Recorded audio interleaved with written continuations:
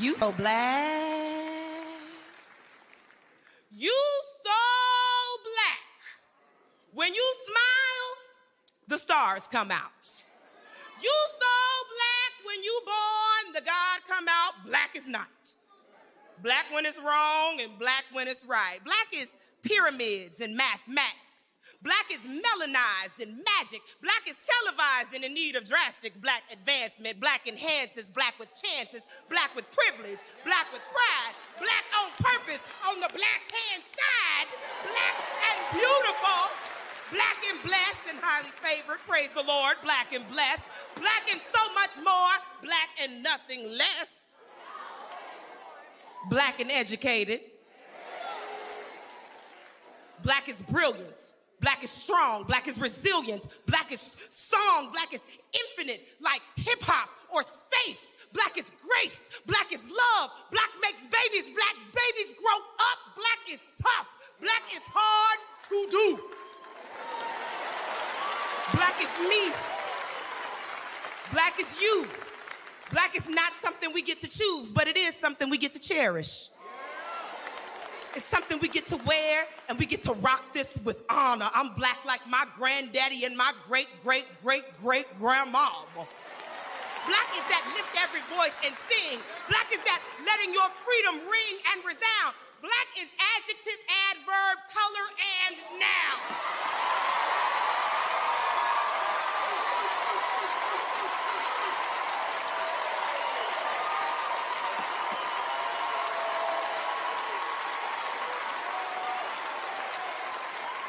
You so black. Oh, you so black.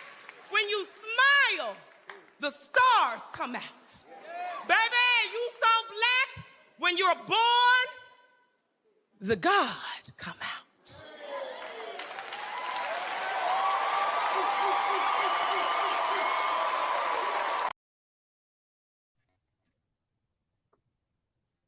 Hello, everyone.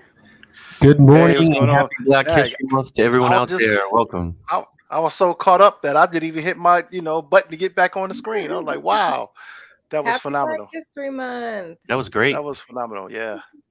So how you all doing this week? What a way to start. What a way to start. I'm pumped up. Yeah. Man, that was powerful. I love that poem. Wasn't it? I can't remember what event was that at. I remember now It was seeing it. Music Awards, and her name is Teresa the Songbird. She has a lot of different poems on YouTube. Mm-hmm. She's a great writer. Yeah, that was awesome. That was awesome. She had a lot of the inflection in her voice, the way she can go up and down with it, and then she grabbed your attention with certain words and the expression that she used when she said it. It was really good. I liked it. So, That was a great so performance. what's your week been like, Darrin? My week's been crazy. My dad was in the hospital, so I wasn't sure if I'd be able to get back, and here I am. I'm back, and we were snowed out for about 3 days, and I had to drive around, pick up my mom. So it was a stressful week. Right. But I'm here I glad to am. have you, though. We're glad to have you, and I hope your dad is going to do well, man. And He's better. He's home, so he's fine. Continually praying for you and your family, man. Thanks. How you doing, Bria? I'm doing good. I'm doing okay this morning. Lamarr, how are you doing? Doing pretty good, man. Worked at home all week this week. Got snowed in Thursday and Friday. What they call a snow in here in Texas, But we did get about 2.5 inches, 3 inches of snow. You lost power though, didn't you? You lost power. Yeah, man. It was like an hour into the storm, like Friday night, a Thursday night, and like all the power went out. I'm like, oh, it'll come back up. And it was out for like 2 hours. Come to find out, a tree iced over, and the limbs fell over onto a power line and shorted out the line, knocked power out. But there's other people with power out throughout the state. Some people had, like, as of last night, people still had power out. So different areas. I think most of it was ice related. I don't think it had anything to do with the grid per se. I think it was just ice related in the lines. But yeah, man, it got cold. Like wind chill, 8 degrees. It was bad. How about you, Bria? What was it like in Missouri? Okay, so Missouri is real tricky with weather. It's just weird. I mean, we were supposed to get like 14 inches of snow, and we got like it got really cold, but it was not bad at all. We were just waiting for it to come. We were like, "Oh, it's gonna come. It's gonna happen." And every day, Logan looked out the window. She's like, "Dang it, there's no snow." She wants to go outside and sled. We never got around to it because there just was not enough snow. It Okay. stuck a little bit, but it wasn't enough to like go make a snowman. Okay. Icy though, very icy. Well, today is our first show highlighting Black History Month, as it is February. We have some people that we wanted to highlight, didn't we, Bria? Yes. So Black History Month, a lot of times, we hear about we hear about Martin Luther King, we hear about Harriet Tubman, a lot of the great Black history influences and pioneers of our time. Of their time that really shaped our our present today. But some of the pioneers we haven't heard of or don't learn about them often. Mm-hmm. But there are quite a few that if you might have heard of them, you might not have. But first, this is Mary Jane Patterson. She is the first Black woman to receive a Bachelor of Arts degree from a college, from an American college. And she later became the first Black principal in Washington, D.C. Wow. At that school in Washington, D.C. It's called, Okay. I have to look up the name of the school. But she also, her house is on the Black Heritage Trail in Washington, D.C. It's called the Patterson House. So if you ever, find yourself in D.C., if you ever go visit, you can find her house on the Black Heritage Trail on the northwest side of the city. Let's see, Jane Boland. She is the first African American judge. She also was the first African American woman to graduate from Yale as well. What year were these things? Do you know? Oh, I gotta look those up. I'm sorry, you guys. No, it's okay. I think But was that? I mean, that looks like in the 50s, probably. Bolin. Judge Bolin. I have to look, but yeah, let's take a look. I have it here. Oh, that's fine. I just wonder. I have it here. So she graduated in 1931, thus becoming the first American woman to earn a law degree from Yale Law School. She relocated to New York in 1933. When did she become a judge? When is judge? Sorry. It looks like it was in. I'm sorry. It looks like it was in the 30s. Okay, so she's in the 1930s. No, that can't be it. She graduated. What about our first person? Oh, okay. That was in like the 1800s, but let me look. Okay. For you as well. Timberland's doing a new campaign also called From the Root. So that's something to look out for Black History Month. Okay. He's celebrating Black creatives.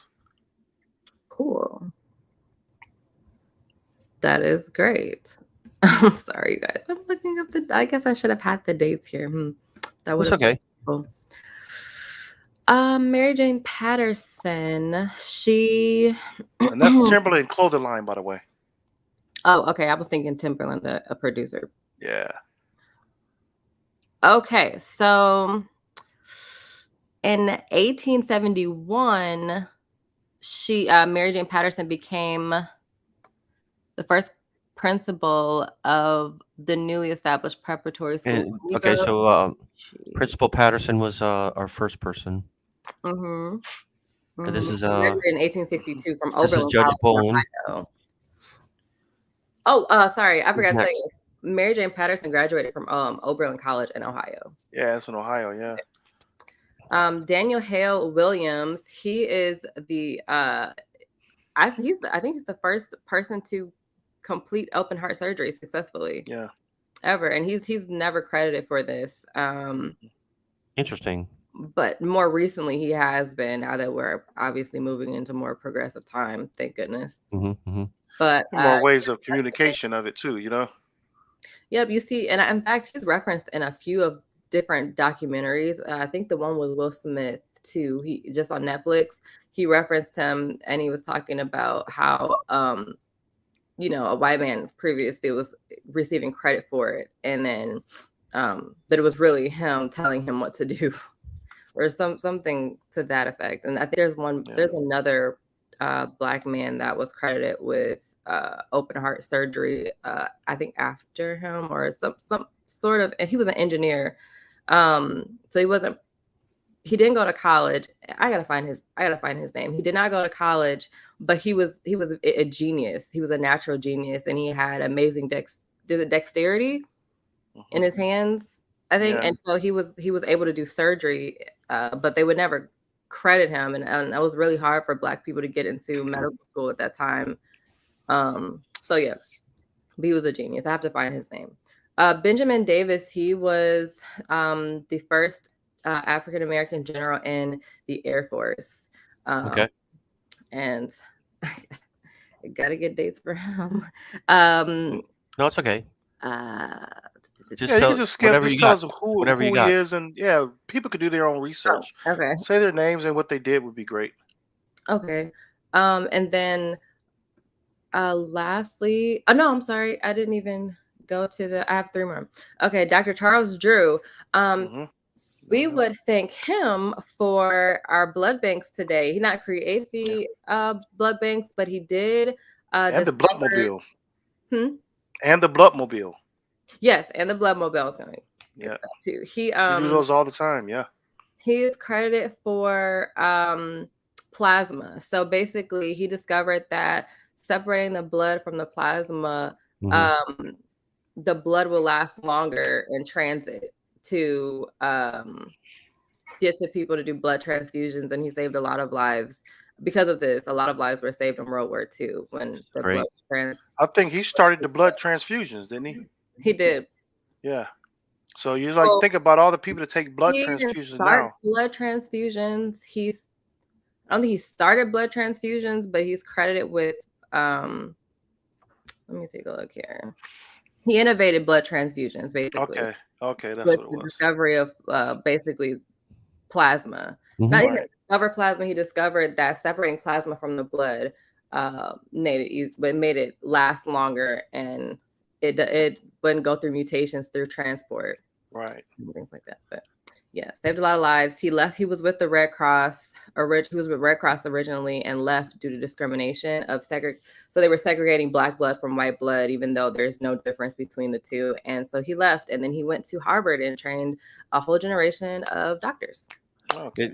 An interesting note here from Mark. It says that they cite him in the show MASH, which I didn't know. So I didn't either. He's a huge MASH fan, so awesome, great and stuff. At that time when I was younger, when MASH was out, I probably wouldn't have even knew who Charles Drew was. No, I mean that went right over my head probably when I heard it. I was watching MASH when I was like 10. I mean, so 10, 12. I watched more MASH reruns as a teenager. Right. The last person is Selma Burke. Yep. Selma Burke is an amazing sculptor, and she, at the time, she was not credited for this. A white man was credited for this, but she did create the portrait that is on the dime. So the problem with this was, for a long time, she said that she did it, and no one believed her, even though clearly it's right here. This plaque was debuted before the dime came out. And so the person that they credited, I gotta get his name. The person that they credited the art to, he also stole another painting. He does the coins. They hired him for the coins, but he stole the art twice. So I mean, well, as far as we know, twice. And on I think it was on the $50. But so Selma Burke. You got to wonder how many things that African Americans actually did that a white person got credit for. Oh, Tons of it. I mean, you go all the way back to Jack Daniel's liquor. That was actually a black guy hmm that did that. Yep. Jack Daniels threw his Vaccinations. name on it. That was It's called now. It's called Uncle something. I can't think of the name of the liquor, but that was the guy. So they created his own. He got his own. His family created his own brand of whiskey now. mm. See, I learned all kinds of things, and here I am in my 50s, and I like history. Kind of a, I don't know if I'd call me a history buff, but I know a lot about history, and I don't, there's things that I don't know about, haven't heard about. All these people, I didn't know Uh, about necessarily. So okay, thank you for that. I found it. Uncle Nearest. Uncle Nearest. Nearest, Yeah, debuting as Uncle Nearest in 1856 premium whiskey. It was created by working with two Tennessee distilleries, but not Jack Daniel's distillery. The foundation is funded. Okay, so this is not what I was thinking. It was somebody else. I guess another guy's name. But owned or helped or created the liquor for Jack Daniels. Cool. Yeah. I was looking up the Aunt Onezimus. we want Uh, to know we want to know out there if there's anything that you learned later in life that you wish you had known or was interesting or an oversight in history. All what are we teaching our kids? I get so tired of like we learn about the same kinds of things. We learn about the same half dozen or so people every Black History Month, and that's great. mm, It's good, but I'd like to go a little bit deeper.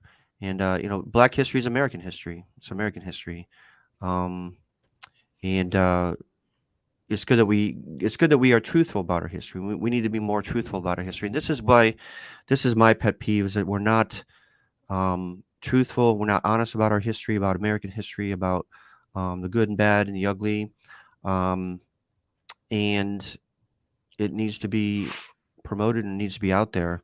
Um, we hear all these stuff about pulling books out of libraries and school boards voting not to teach certain things or limiting certain things that are taught. We had Holocaust Awareness Week, and that made some news. And now with Black History Month, it's making news, some more news as well. 14 states have limited what they can teach in the school systems uh, during Black history. And we've all heard some of the stories about, oh, we were afraid of making history offend people and offend, making children think that America isn't great. Um, when, I would rather learn it as a child growing up with the truth so that we can overcome and make things better than as an adult and realizing that your teachers weren't giving you the whole truth. Isn't that kind of Go like ahead. cheating the children? It's cheating them our history. When I say cheating them, It is. It is. That it's is where cheating. they're it's it's taking them that we've already have came a long way of not learning things, and then you put your this new generation where they actually you actually see them now removing stuff. Before it wasn't that it was removed; it just wasn't added. Now they're literally removing things. So we got cheated as a generation, Mm-hmm. Yeah. and now the next generation is being deprived of it. It's like they're taking them away from the history. And I've always said it was used for political reasons, but it's taken it to a point where you're confusing generations. Because the more confusion is just an evil thing anyway. So the more you confuse things, the more and more a lie can be set in and actually totally change our history. It can go that way to change our history because the lies we put in so much, books are being taken away, and new material is going to be printed to where you won't even know. Think about 100, 200, 300 years from now, mhm. what we know in this history won't even be the same at the rate Yep. that it's going now. Yeah. Some of the things that Mark did not learn in school: Malcolm X, the Black Panthers, Juneteenth. I would add to that. I didn't learn any of that as well. I didn't learn about Selma. Um, what else is there out there that you didn't learn that you wish you knew? I mean, I don't think any of us knew about Hidden Figures until Nope, until the we're movie. adults. Katherine You know, it Johnson. came That out. was like, can you imagine how many young girls would have been inspired by her? Right. That's what I'm saying. Young girls and boys would have been inspired by her. I think that's Mhm. another thing that when these things are missing. I mean, like we talked about politics. Like I got a video there with about about the people in Congress. We never thought Yeah, I when I was agree. you never thought that you would see people of color in Congress. You always probably thought that it's going to always be like this. This is how it's going to be. But when you know that at one point, like right after slavery, that you had like a lot of at the most time ever, we had people in the Senate. That would have inspired a lot of young people to do different things when it come down to civic seats of political power. But you never thought it was achievable, so Hmm. you never even tried. Had And those, Reconstruction been allowed to continue, um, yeah, America would have been a lot different in the 20th century, I think. definitely, definitely, Leanne mentions redlining, flooding black towns. Mhm. Yep. I Uh, do want to say that um, I didn't learn about redlining until I was in college. I didn't know that was a thing. I didn't know about Tulsa until I was out of a lot of things that I learned about our history is what I found yeah, out after I graduated, after I was out of high school. And it kind of makes you mad because you sit through class with these teachers Emmett who you Till. trust. I didn't find out about Emmett Till until I was out I of high didn't find out school. about Emmett Till. Go ahead. I'm sorry. Go ahead. No, you're right. I didn't find out about a lot of things.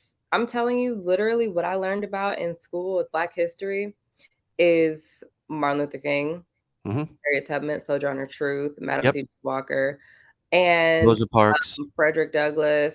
But the thing is this. I think as parents moving forward, we're in a time now where there's no excuse for our kids to not know the truth. yeah, Whether schools are banning materials or not, your child should be educated by you. Hmm. I You're your agree. child's first Yeah, teacher. So best believe Logan and Fallon, they got books and books and books and books and books. That And is good. every morning we say our affirmations. She's like, I love my hair. I'm smart. I'm strong. I'm beautiful. Oh, No, and that's great. No, that's great. she's like, my skin is beautiful because God made me. yeah, So, That's these are things empowering. that we have to empower our yeah, children. That yeah. education, it comes from us. I have a lot of books, Black history books that I read Logan all the time. Hmm. So there's not going to be an excuse for, Logan's not going to be, she's going to know things when she goes to Yeah, school. She's not going to be fooled at all. What are yeah. some of the children's books that you have I that you read to them? have, Kamala Harris. I have to go look. And then there's a book of there's a book of Black women, pioneering Black women. Hmm. Um, and there's a whole bunch of books. I gotta go. I gotta bring one on the next If show. if I may, before we Black move history on month. to related topics, since we brought up education, I do have this short video about what's happening in New Hampshire with something called a Loyalty Act or a loyalty law that's passed by the state. So What does that listen to mean? this, and I want to get Oh, your comments. The FBI says it's investigating these threats with local law enforcement. All this comes on the first day of Black History Month, at a time when we're seeing more and more GOP state governments satisfy the white supremacist part of their base by passing laws to dictate how that history is taught. We've told you before on this show about these laws in places like Virginia, Kentucky, Texas, and Florida. But it's not just southern states. New Hampshire passed a similar law last year, although its language didn't go as far as others we've seen, at least until now, because New Hampshire Republicans are upping the ante. They've introduced a bill that updates a Cold War era law banning teachers from advocating communism, socialism, and Marxism. And the new update now literally adds, quote, no teacher shall advocate any doctrine or theory promoting a negative account or representation of the founding and history of the United States of America, which does not include the worldwide context of now outdated and discouraged practices. This includes, but is not limited to, teaching that the United States was founded on racism. And the name of this dystopian bill? An act relative to teachers' loyalty. Loyalty. The right keeps telling us that these laws are not about banning the bad parts of our history. Just have a listen to Virginia Republican Governor Glenn Youngkin. I've heard the concerns of parents about curriculum. Virginia's parents want our history, all of our history, the good and the bad, to be taught. And they want their children to be taught how to think, not what to think. Nice line, but how do you teach about slavery or the 35th doctrine of the Constitution or Jim Crow without a, quote, negative account of our history? How do you do that positively? Or in the case of Virginia's law, without discussing, quote, inherently divisive concepts? It seems New Hampshire's bill perhaps hits it on the nose. An act relative to teachers' loyalty. Apparently not to real history, but what the GOP wishes that history to be. You know what? The key word with that was the loyalty part. And I give you examples. I give you examples of that. Loyalty, there's just so many areas of our jobs that we do every day. You can have a situation where someone does something discriminating to another employee, and the loyalty part is not making it an issue. That's loyalty, regardless of whether it's the victim or the accuser. The loyalty part is not saying anything. Loyalty is what they want these teachers to do. Mm-hmm. They want you to be loyal to the ideals of how America was created, not telling the truth of how America was created. That's why he said the foundation of America wasn't a racist country. It wasn't founded on racism. That's the idea you don't want to believe. So you want loyalty from your teachers to not say those type of words. So that's the issue that we have in our country now, is that loyalty thing, where you feel that you can have a family argument, or you can have a family discussion, or you can know someone in your family that has done the things that these accusers have done, but you won't speak about it because you want to show loyalty to your family. Loyalty is the issue that we have in our country because it's misrepresented, it's misplaced, it's not put in the right context. Yep. I mean, think about that. If we're regulating what people teach in schools and calling it a loyalty, that's authoritarian. I was gonna say there has to be a That's line a dictatorship. between loyalty and fear. Why do police officers get away with some of the things they do in the field when they're working? Loyalty to the blue wall, that blue wall they're talking about. So loyalty is misplaced and misrepresented and used out of context. That's gonna be my new phrase. It's really fear, though. Let's be clear. Oh yeah, but that's what it comes down to. But when he used that word loyalty and they put it in a bill, that's telling you right exactly. To me, it's like clear as day what they mean by loyalty. Yeah, of course. I mean, and Hassan nails it. Loyalty, huh? Like, it's like, why even use that term? How can you teach fairly? How can you teach, like the host was saying, like, how can you teach these things without negative context? Like, how exactly he nails it. But that's the question. How do you teach about slavery with that? That's crazy. Just be honest. You're basically telling people to lie. Let's just be honest about what it was. Yes. Growing up, we knew what slavery was. I mean, yes. One thing I will say is that it was exhausting. I'll be honest, it's very exhausting to be a Black person in America. I mean, at every phase in your life, because you have to deal with the normal pressures and normal stress of just being human. And then you have to deal with a ton of extra crap that, is a result of, capitalism, really, if you think about it. I mean, if there was no chance of gaining massive amounts of money from enslaving an entire race of people, probably wouldn't happen. But at the end of the day, it's just when I think about how exhausting it is to be Black in America, and then know that my kids are going to be going to a school where it's not even explained to them, and it's not even touched upon in the lessons, because it's a touchy subject, and you don't want to make your white classmates feel like they did something wrong. I mean, at the end of the day, I got a question about that you're statement. A product of generations of slavery. You're a product of, I mean, if you really think about it, Black people are still enslaved today. We just don't have the chains anymore.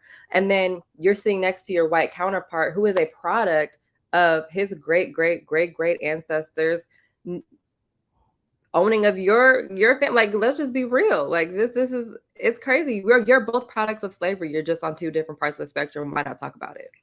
Two ends of the spectrum. Go ahead, The Lamarr. part you Go ahead, mentioned Lamarr. about what you keep hearing about, that parents don't want their white children to feel ashamed or feel embarrassed. I'm trying to, I can't, that's the part I don't understand. And so, because I look at Darrin, a 52-year-old man, right? And I'm still 51, so okay, I'm sorry, my bad. 51-year-old man, 51-year-old man. And I don't think he grew up feeling embarrassed, understanding that there was slavery. I don't think he was embarrassed or it affected him to depression to make him mentally unstable because possibly his ancestors could have enslaved one of his classmates and Most descendants. likely. No, it's not no, that you can't say I'm most likely sorry. because all white people didn't have the power and the finances to own slaves. Some of them were just slave handlers. Some of them were just free slave men who didn't do anything with slaves. So it could be, you can't say that they all were slave owners. That's not what I'm saying. yeah. The point is that what I'm saying is that the point I'm making is that it didn't affect his psyche because this happened. Okay. It may have made him want to change things the way he may have had perspective of life, or to say, well, I'm never going to do what I I'd like to think think or I that that's saw the in case, my yes. family. I want to be different than what the perception Yes. is about me. Yes. So that can happen. But why is it all of a sudden that these kids are so fragile? Is it they're so fragile because they have the ability now to ask questions? Can you imagine sitting at a table at a white household and then that child says, "Mom, do you think grandpa hung somebody before?" I'm sorry, that's not funny. Could that be a question? Or, Mom, No, can you tell me about slavery? just take Like, a moment. Just take a moment for that, because you do saw we have films and you've seen movies of that happening where a mob of people, the locals in the community, go and do something to somebody. And then you ask your mom or you ask grandpa, can you imagine Yeah, the I mean, uncomfortable moment? Hey mom, I was just your wanted to ask. grandfather part of the Klan? Yeah, was your dad part of the Klan? Can you imagine those questions? Well, so I guess what it comes down to are the children fragile or are the parents fragile? The parents are The fragile. parents are fragile. because The children now can the handle it. question- The children can handle the truth, I think. But you see, the problem is that what's going to happen, which is happening now, is now because we're seeing how progressive our country is becoming. We're becoming more diverse. We know this is an issue within the majority, that they now feel like they're becoming the minority. And so they're trying to do anything to change that. The problem is you're robbing your children of education. You're robbing them of accurate history. And that's not going to result in us just forgetting that it happened or being erased from history. No, it's going to result in like an uprising of oppressed people, because now they're losing whereas before we were, it wasn't, like you said, it wasn't in schools, right? It wasn't being taught at all. It wasn't in the curriculum. Now we have a way of teaching true history. We have a way of teaching the past so that you can move forward in the future with the knowledge that you need to be a better person, right? But we're robbing your children of that experience, and then Black people already know the history, so they're just going to get. All you're doing is you're dividing more, and you're creating a conflict between white and Black people still. Right. That's what's happening. It's already happened. It's already happening in folks in my generation, your generation, Bria, Lamarr and I's generation.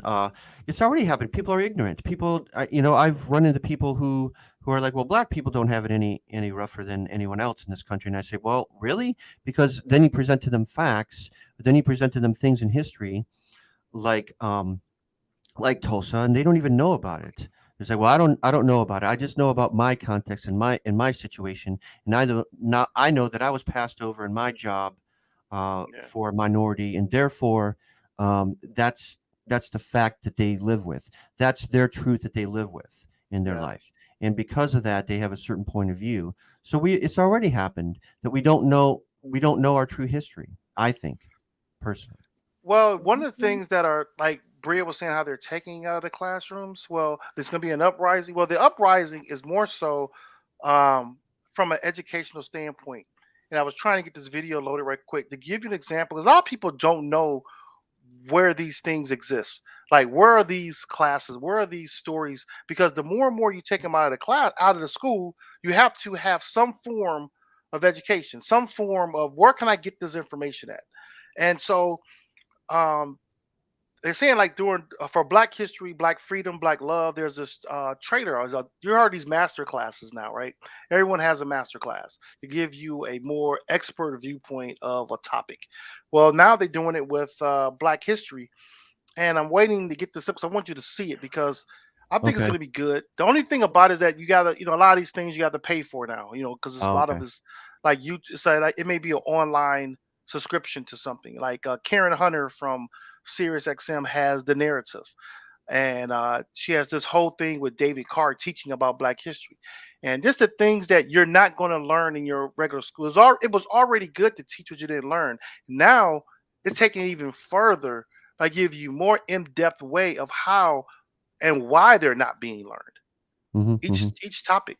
So the one I had here is going to be with Cornel West and so many other Black leaders, and I thought it was just really good. I'm just hoping that I can bring it up. Here it is, right here. I think this is it right here. So go ahead, Bria, finish. I'm gonna let it load, and I'm gonna play it after you. You were still talking about the history and everything. I'm gonna load it up in a second. Oh, I mean, the last thing I was going to say was this. And actually, we can talk about this later. It has nothing to do with slavery. I was just going to say, like, it's always slavery was forever ago. Like, forget about slavery. And we're just like, it really wasn't that long ago. It's actually kind of recent history. It was, slavery has been abolished for 157 years. And that's in 1865. And Europeans landed on this continent 500 years ago. And I guess slavery, we're talking about 1619. We know it started before them, but I guess that's where they're drawing the slavery in the United States, which was like 240 something years ago. Why is so the it's history kind of like when slavery has been abolished longer than slavery lasted, then we can talk about. But we're still kind of we still got a ways to go, and it's not about hit the balance beam. It ain't be balanced out yet. Well, the reason why that's what I'm saying, that when scales balance, then we can talk about it. But it's just like at the end of the day, there are lasting effects from slavery that we are experiencing right now. So if you cannot acknowledge, I'm tired of hearing the arguments about if we had a Black president and our vice president is Black, a woman. But it's just like, and I always talk about this because I'm a woman. I always talk about the things that women go through in this country. Even women, like, we are going through things that is just like a result of sexism. Being a Black woman, I understand I don't understand the struggles of being a Black man. I understand the struggles of a Black woman. It's hard. Okay, guys, like, I know you understand, but I'm just saying it's so hard. I mean, when you look at women get like in the medical industry, I always go back to this because it's just like, I'm a woman at 26 years old. For the first time in my life, I'm experiencing what it's like to be a Black woman who needs medical care, and it's not being done adequately at all. I'm not being advocated for at all. So I went out and I searched for me a Black gynecologist, because I never thought I would have to find one. Yeah. But here we are. I have to find one because Black women go through things that other women don't go through. Yeah. I just speak to that. Okay, I'm sorry, Darrin. Go ahead. No, I just wanted to say before I forgot what I was going to say, that other countries do get over things. Like South Africa had apartheid until the middle 90s. And if you've ever visited South Africa, they dealt with it. Okay, now it's still an issue. It's still a massive reason for the inequality in that country, but they have dealt with it honestly. and they have dealt with it as a nation. Germany had the Nazis. They have dealt with it as a matter of policy from the top down. Whereas America, where it was 150, 170 years ago when slavery ended, we're still dealing with it because we haven't dealt with it honestly. I don't feel. The problem with that is the reason why these other countries were able to apartheid lasted from 1948 to 1994. The Holocaust, I'm looking that up. South Africa had something called the Truth and Reconciliation Commission. They dealt with it as a matter of public policy, as a government Right, but these led nations effort. were not built upon. So these nations were not built upon. I That get it. I oppression. get it. I'm just letting. I'm just Well, trying Well, to. when you look at one thing in South Africa No, that no, I'm just saying. I agree, though. no, but one thing in Actually, South Africa that would make if we did what South Africa is starting to do in 2018, Hmm. you would see things really change. Like one of the Yeah, things was reconciliation. in California when they gave that beach area, that resort land back to those black families. Yep. That was something Things like South that. Africa did because Things in like that. 2008, That's what needs to happen.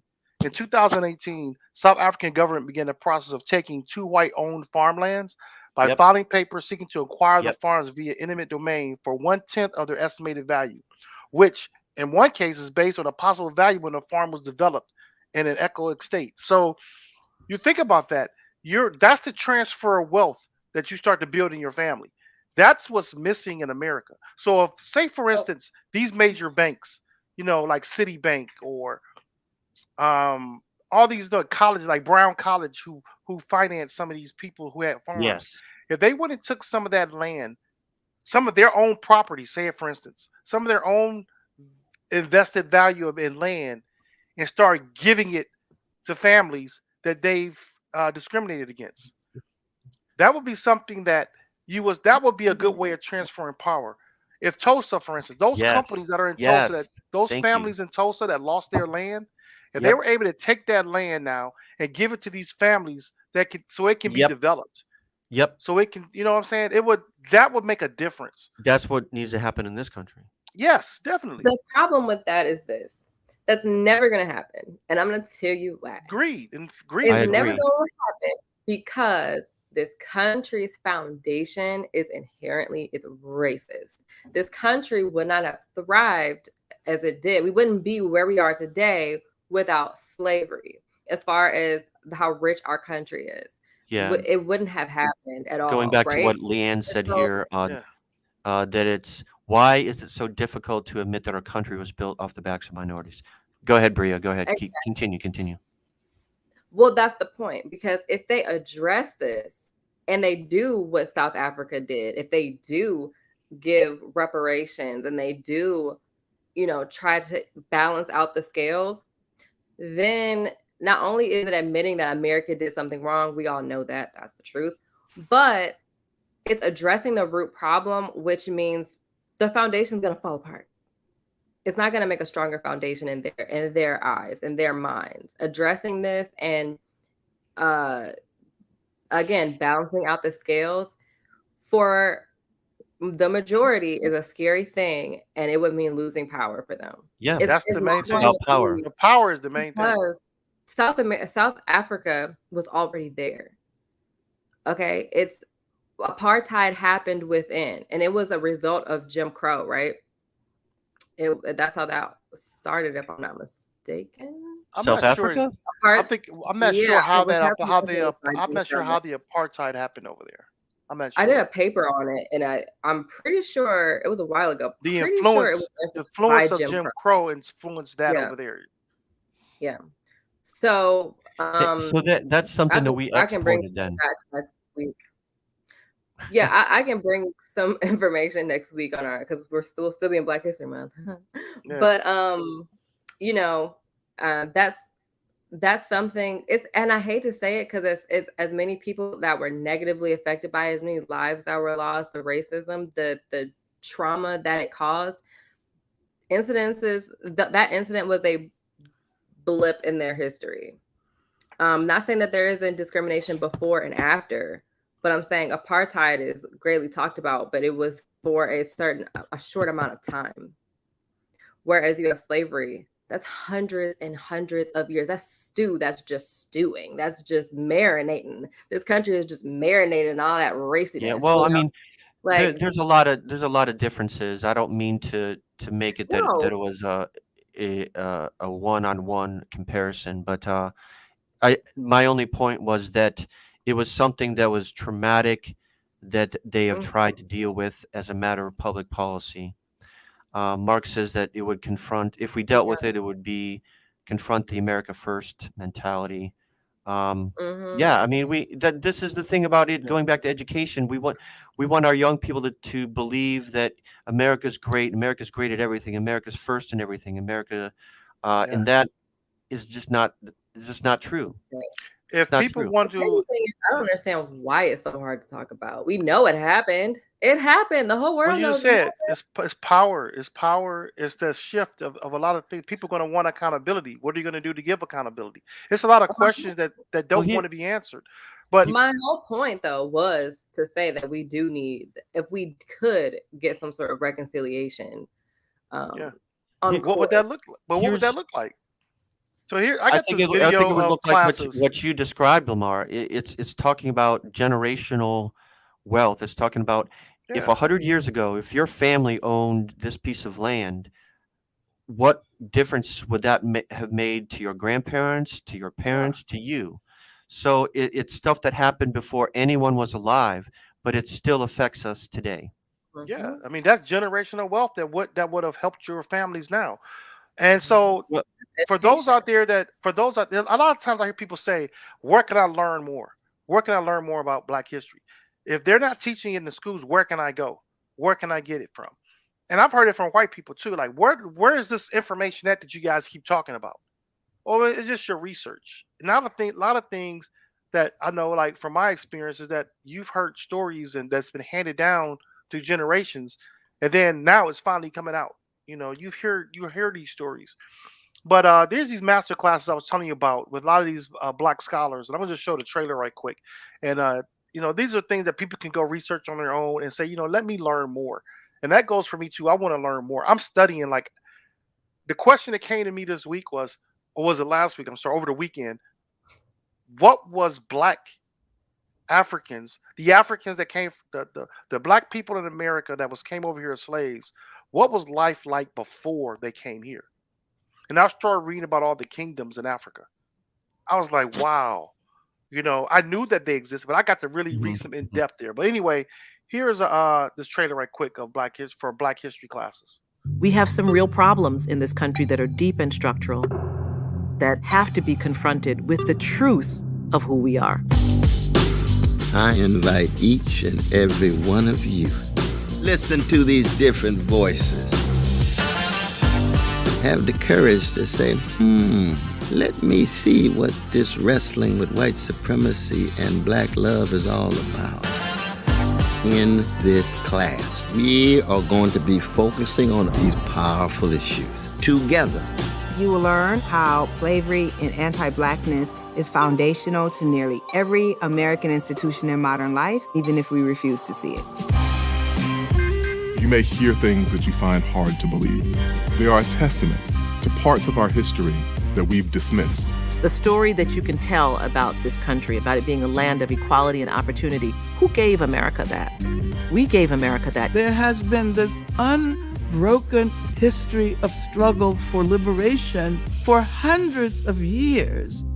Black people managed to create beauty in the very process of fighting structural racism. Black love is that thing that makes you believe in American democracy, even when American democracy hasn't believed in us. One of our jobs is to try to make there be as little racism as possible. A more important job is to see where the racism is and think about ways that we can get past it. Race is a fiction. Racism is real. What do we do with that? And it's only in having that understanding of what built the country that we're in that we can dismantle the parts of our country that don't live up to its highest ideals. I'm John McWhorter. I'm Sherilyn Ifill. I'm Jelani Cobb. Nicole Hannah-Jones. Kimberly Williams Crenshaw. Cornell West. I'm Angela Davis, and this is Masterclass.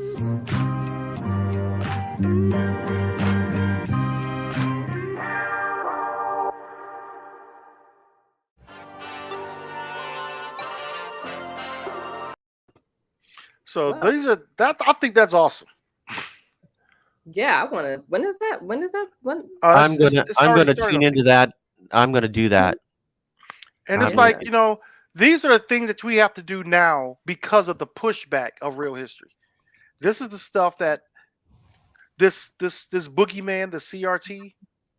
This is what the issue is, and it's like what was it? What school was it? Virginia now has it where they have the hotline in. Or I take it back. They want to install these cameras in the classrooms so you can give a hotline to parents that they can call in when someone's teaching CRT. Oh, now the problem with that is it hasn't passed. So that's what's going to happen. Someone's going to say something in class, or the teacher's going to give a topic or talk about something, and our parents are going to call in to say they're teaching about CRT. This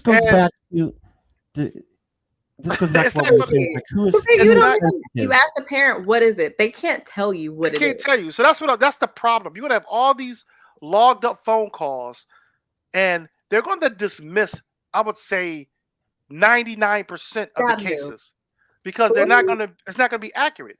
Someone's going to say, well, Martin Luther King said such and such. That's CRT. We have some real problems in this country. Sorry about that. And my hand the button. But you got excited. I get it. So these are the things where these classes come in place. When you start teaching true history from those who experienced it, some of those people in that video were there when the civil rights movement was going on. Yeah, they could tell you from their experience. How many times Cornell in Black West History Month?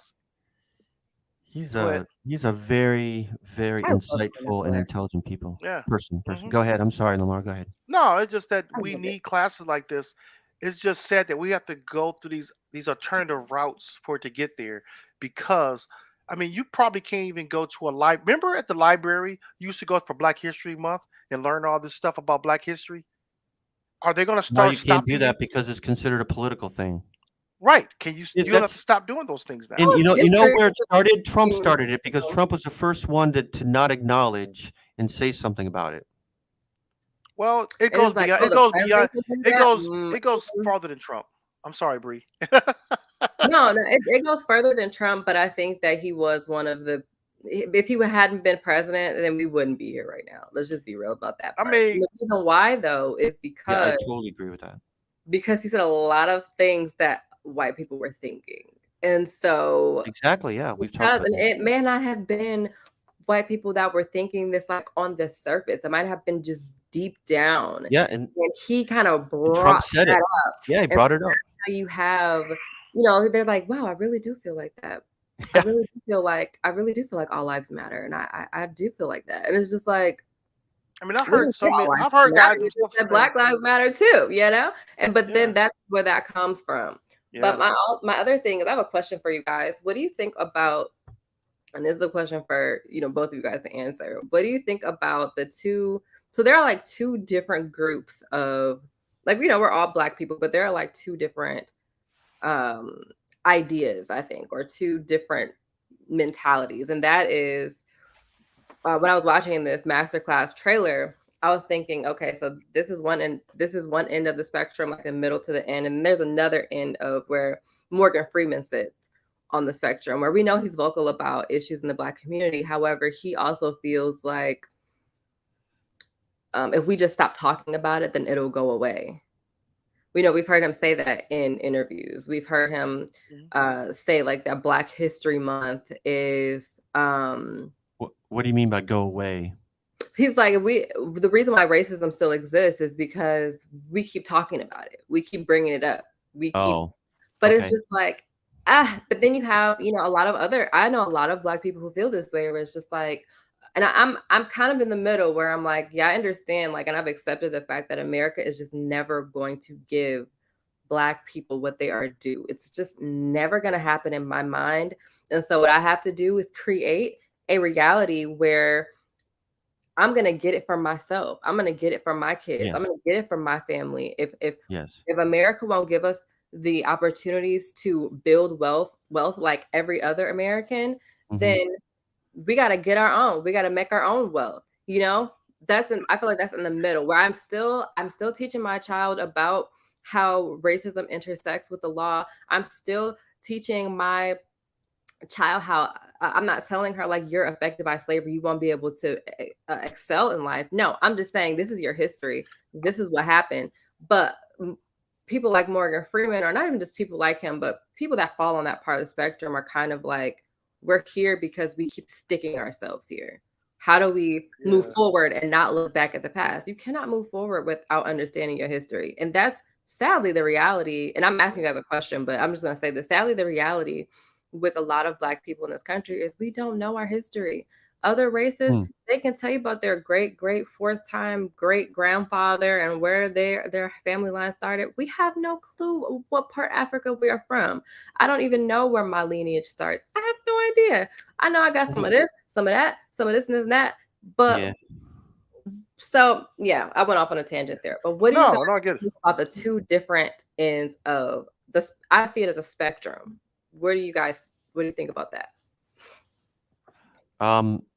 I would say that I can understand where people would say that you keep bringing it up and make it an issue, then it's going to we're going to keep coming back to it and creating a problem where there isn't any, but there is a problem. I think if he didn't make a point of mentioning and acknowledging Black History Month and acknowledging Black history, period, then we would go the other direction where as we've seen we have, where we whitewash things, where we cover things up. I mean, think of all the things that have been, all the excuses that have been used to sort of justify slavery.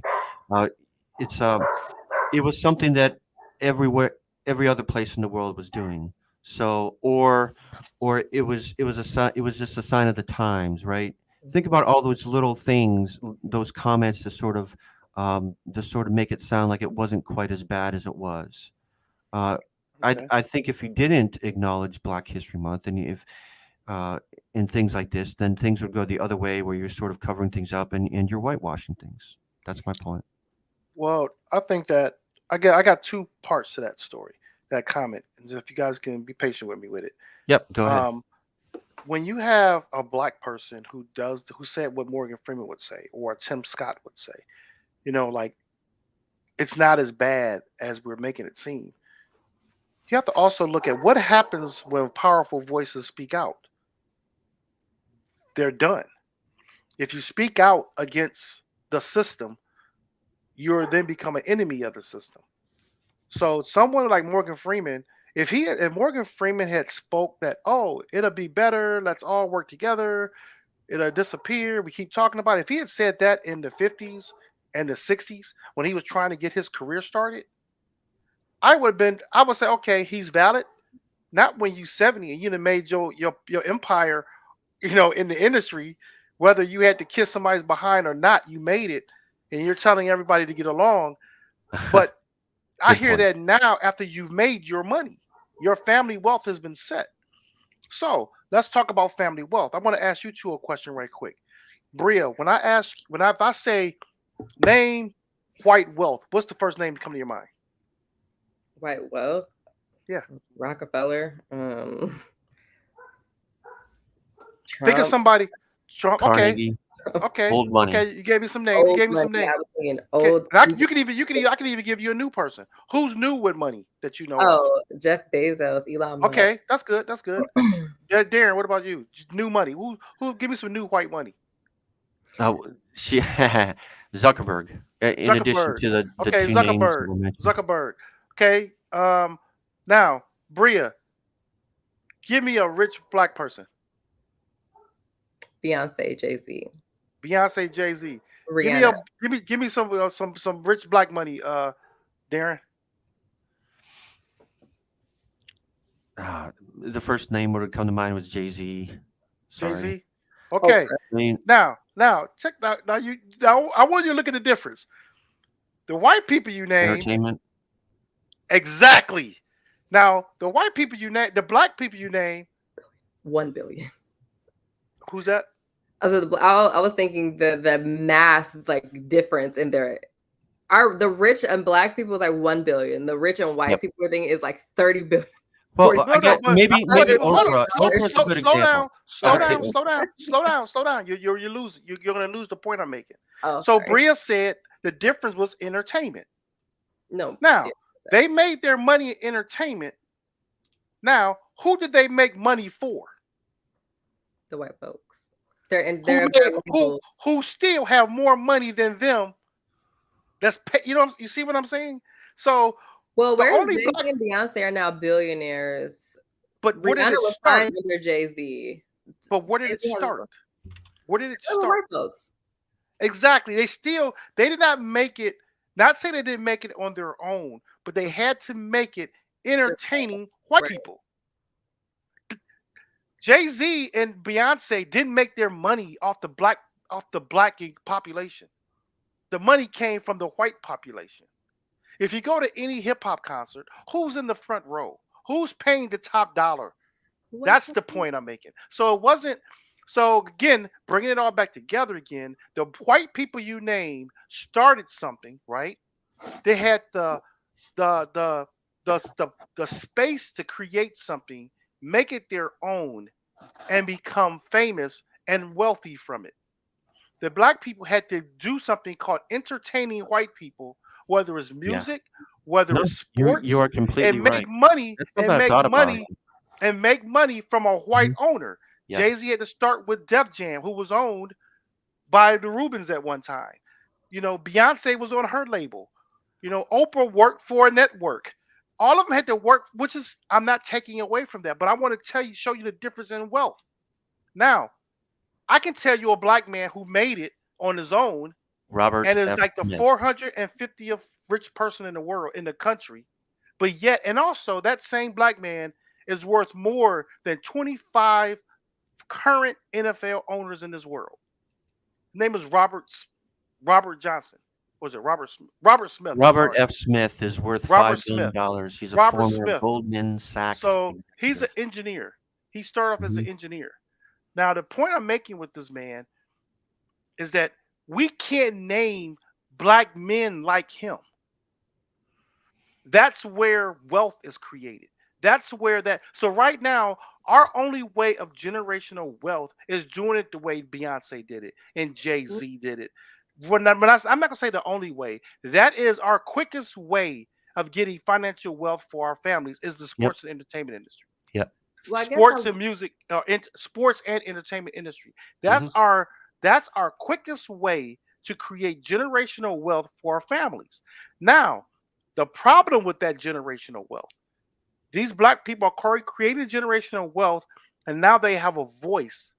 Those same people are hated. LeBron James is hated by so many people when he speaks out about social injustice. But because of his wealth and because of the status that he has in our country, he doesn't need any network. He doesn't need any white money to control his voice. Morgan Freeman probably still has white money controlling his voice, if that makes sense. Yeah, he wouldn't. Do you think he would have been in as many movies? No, I'm not even worried about that. I'm talking about right now, currently. If he was to be a social actor, Harry Belafonte is one of the most fabulous people that I can think of in our country. But he has never been in the movies of the level as a Morgan Freeman. Why? Because he was vocal. He's not going to tolerate the BS. He's not going to tolerate it. Well, I want to make one comment. And so that keeps him controlled in what he can do from a entertainment standpoint. They're controlling that. I'm sorry. Go ahead. That's just a good. That's the best analogy I can give you all to actually that's see great it stuff. From why generational wealth is like it is. Go ahead. So I want to take a look at. Do you guys know anything about Elon Musk's history? Jeff Bezos' history? I know Musk is from South Africa. I know that. Okay. Do you know if he comes from money? $232.3 billion. Jeez Louise. And growing rapidly. Is where he come from or what he has? What he currently has. Yeah, what he has. Do you know about his family history? Is he coming from money? I have no idea. I would have to assume to start up, you would have to have some sort of investment put into you to Well, like. Bezos, I know, started his company real small, but I'm not sure where he came from, if he came from money, or how did he even get his business started. I have no idea. I haven't read his story. It started in his garage. Bezos, Amazon did. Was he working with PayPal at the time? I don't think so. No. 'Cause I thought Amazon's PayPal been started. around for a while. Yeah, I thought PayPal started in like a similar situation in a garage, but Amazon did start in a garage. I did hear that story. I did remember Anyways, that. Were they given any I guess I was gonna ask, were they given any startup money? Did someone invest in their company? I know that Apple did. Remember, he started out with like he made the computer, but his dad or something gave him like 100,000, something like that. honestly, I don't know all those stories about these billionaires because I tend to think that people sort of idolize them and people begin to like treat them as some sort of a savant and things like that. And in many cases, they're not. They're not. And so I don't know their histories, and I don't know their stories, and nor do I care to be honest. So I guess that my point would be that there has to be a start somewhere. Maybe Jay-Z and Beyonce had to get their billionaire wealth from entertaining white people, but maybe Blue Ivy and her twin brother and sister, maybe they can be super innovative, create some sort of, I don't know, become investment geniuses, create some sort of, gadget or invent something. That's why the generation wealth like that, but it has to start somewhere. And in order That's for what it I'm to be saying. They're not going to receive money from their parents. I'm sorry, I missed all that. Something they're going to get it from their parents now. They're going to, because parents have already got that generational wealth. Now they can do it without leaning on other people. That's what I'm saying. It's right. Yeah, it's within their family. We're in like the Rockefellers. I'm sorry, y'all. Like that's what I'm saying is like we're in the beginning. Yeah. Which is why we are, seeing this way. We're in the beginning. We're seeing where, if you're going to be a billionaire, you might have to just be entertainment, play football, play basketball, and entertain white folks. However, the rich and wealthy of the country.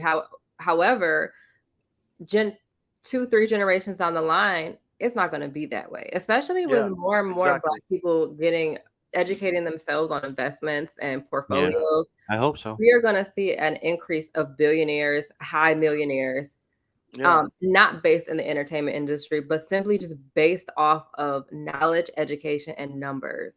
Yeah, that's great. No, you're right. I would say right now that's the way it is, but I think we're just in the beginning, and it took us all these years to do it. Look how long it took to get to that point. Yep. Well, you got to look at why. I think to a certain point, Black people have to take accountability. We have to be accountable for. I mean, because when you look at the 50s, I mean, even in from the 1800s to from Black people, from slavery ending to, I mean, I would say like the 60s, 70s, you saw Black people really taking pride in education. Okay. I mean, you got to look at the Divine Nine sororities and fraternities. There was such pride in education. So much pride in community service and servicing the community and educating the community. Right. And then you have just so many Black people who were up against so much more than we are now. Honestly, they were up against, their lives were in danger just to get an education. Die for that education because they wanted a future for their kids and their kids' kids. And the thing is, a lot of those figures in our Black history, their families, they are educated too. That is generational. Yes, definitely. So Black people, we have to take accountability for our actions. We have to take accountability for us educating our children. We have to take accountability for that, or it will not be, or it will not happen, or we will end up where we are.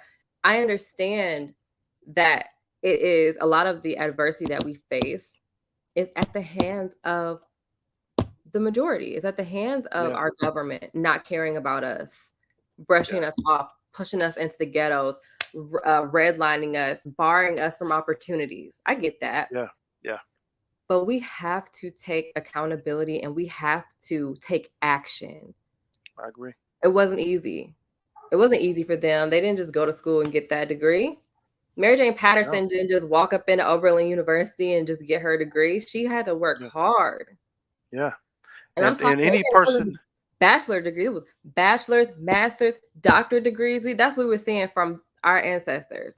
Yeah. So who are we throwing our education down the drain, going to college, dropping out of college, not going back, and then and then complaining about a 9-to-5 job that pays us minimum wage, and we want to blame the government. No, you got to take accountability. You got to make it happen, or get a degree, or do both. And only thing I ask in that is that the opportunity presents itself that we can do it. You know, and I think that as Black businesses become more and more of a thing and develop more and more, and like one of the things I always promote is Black banks. You know, people say, well, where are the Black banks? Well, one of them, the largest Black bank in our country is called One United. So I tell people I have my account with One United. I put my little direct deposit in there every week, every pay period. But that's another way to create generational wealth, but create the opportunities for you to create wealth through your investments, business startups, those small business loans. Because sometimes you just can't get the loan. They're being denied. So a lot of times you have to go to a Black bank to get it. And hopefully that trend will change. And I would like to see it happen sooner than later. Yeah. And we have to start circulating money within our own community. Definitely. I totally agree. I didn't think it was gonna go that long on that. We went from Black History Month to teaching Black history. Well, we know there was an issue this past week with coaches in the NFL. And I was kind of shocked. I knew there was some issue there, but I wasn't sure it was gonna be this deep. And did we have the video of that? Did we get a video of that? I know Darrin had loaded a video of Hugh Jackson. I'm going to play that video first, and then we'll go forward. If you felt like there was something amiss, how did you compartmentalize staying in Cleveland and accepting that extension despite feeling like you were not being set up to win? My staff, and then honestly, the placating that we're going to get this right, that we're going to do everything we can to get this turned. Hey, I sat there in an office with Mr. Haslam, his wife, and my agent and my wife, where we said, hey, look, Hugh, I feel bad for what I did to you, because I told him, you have killed my career. And he said, hey, I do. I feel bad. And that's when I was given a contract extension and told, hey, we're going to make this right. And what made it right was 2 weeks after I lost my brother, 2 weeks into the 2018 season, I lost my mother. 2 weeks after that, I lost my job 8 weeks after that. And so I get it. Hey, I understand it's about winning, but I was put in a situation where I could not win. And I think that's what everybody's got to understand. Just go back, and I would challenge anybody. If I am not being forthcoming and truthful about everything I've dealt with, then let's put it all out there. Let's the Browns say, hey, no, and refute it. And let's put all this paper out there that I have. And then we can see if I'm being dishonest or not. That's just one of the coaches. The big hit was Brian Flores, who played with the Dolphins. That was the Browns as coach. And Flores was offered $100,000 from what he says to lose games. And the thing that make his story different from Hugh Jackson's is that Hugh Jackson had a losing record and got fired. So people say he was a sorry coach. Brian Flores had winning records and got fired. So you're like, what's going on? But the bombshell out of that whole thing with Brian Flores is that he had an interview on on a Thursday, and he got a text message from his former coach saying, congratulations on the job. He had not interviewed yet. So that what happened was that there was another interview with Brian Daboll, and the old coach, Bill Belichick, for the Patriots, texts the wrong Brian to say congratulations for the job. That makes that even more worse is that Brian Flores not interviewed yet. So they shouldn't have had a decision yet. But apparently they had made the decision on Brian Daboll, bring Brian Flores in. Now he's sitting in his interview, didn't mention the text message, but already knows you've already made a decision. That's like the most humiliating and embarrassing thing that you can do to a person is to call them in for an interview just so you can check a box. Mm-hmm. You know, and we You're look paying at them to lose games. well, that's what it's alleged. But like if you like, it was some things here that just No bothers one's me. gonna pick them up though after that. It just what's that? So they're gonna lose games, get fired, and then they can't get work anywhere else because they're not a winning coach. Exactly. That's for Hugh Jackson. But Brian Flores had a winning record. But But the he's not thing gonna about get picked but up, the is he? reason why you're losing games, I'm not sure if you understood the story, but the reason why they're losing games, Draft when you pick. lose games, you have opportunity to get the better draft pick in Right. college. So you lose for like 3 or 4 years to stack up these draft choices Mm-hmm. over the years. The thing about it is that coach does have a bad record. Now the difference is when a black coach has a losing record, he can't get a job. It's hard to get a Right. job. A white coach with a losing record can turn around and get another job. It's happened over and over again. Are they So paying the white coaches to lose though? we don't know. That's what we're waiting to hear. So that's the question out there. We're waiting for a white coach to come out and say, "Yeah, I was paid to lose." But Because then again, the world will be like, yeah, that's not allegedly anymore. It really happened, which is really But ridiculous. what you see, most likely that won't happen. I would be surprised if a white coach came out and said we were paid to lose, which I believe they were paid to lose. Because of What loyalty. exactly? It's the big L word, right? Loyalty. They're not gonna put that white owner under the bus like that because the loyalty. A black coach will put him under the bus because he knows his career is ruined. The first thing when Brian Flores got fired from Miami last week or the week before last, when these things happen, the team automatically puts out a press release, or not even a press release sometimes. They'll just put word of mouth out through the system. And the word was he was hard to work with. Now, how many times have you heard that one before? Hard to work with. Monique. They're disgruntled. Davis. You know, they're not a good to get along with. I mean, but do you hear these stories? Disgruntled. No, yes, it's a thing. It's definitely a thing. So what Brian Flores had to do was to go in and see the football team did damage control for them. So Brian Flores had to go and clean up his character. So that's why he had to bring the dirt out, saying they paid me, you know. And not only that, when Tom Brady, before he went to Tampa, they wanted Brian Flores to go and recruit Tom Brady to come to the Dolphins. But the thing about it is that there's this thing called tampering. You're not supposed to go and influence another player during the season or until that player is considered a free agent. Right. You can't go out and negotiate and talk these things. It's called tampering. A white coach can probably tamper and get away with it. A black coach cannot tamper, get caught, and get away with it. It's not going to. So Brian Flores was like, I don't want to tamper. I want to stay clear of that. And plus, he didn't want Tom Brady. He didn't want him there. So that was one of the things. The owners basically put him on a boat with Tom Brady. Now I was okay. Let me take it back. It was a prominent free agent. So say, is this worthy of taking the team away from the owner?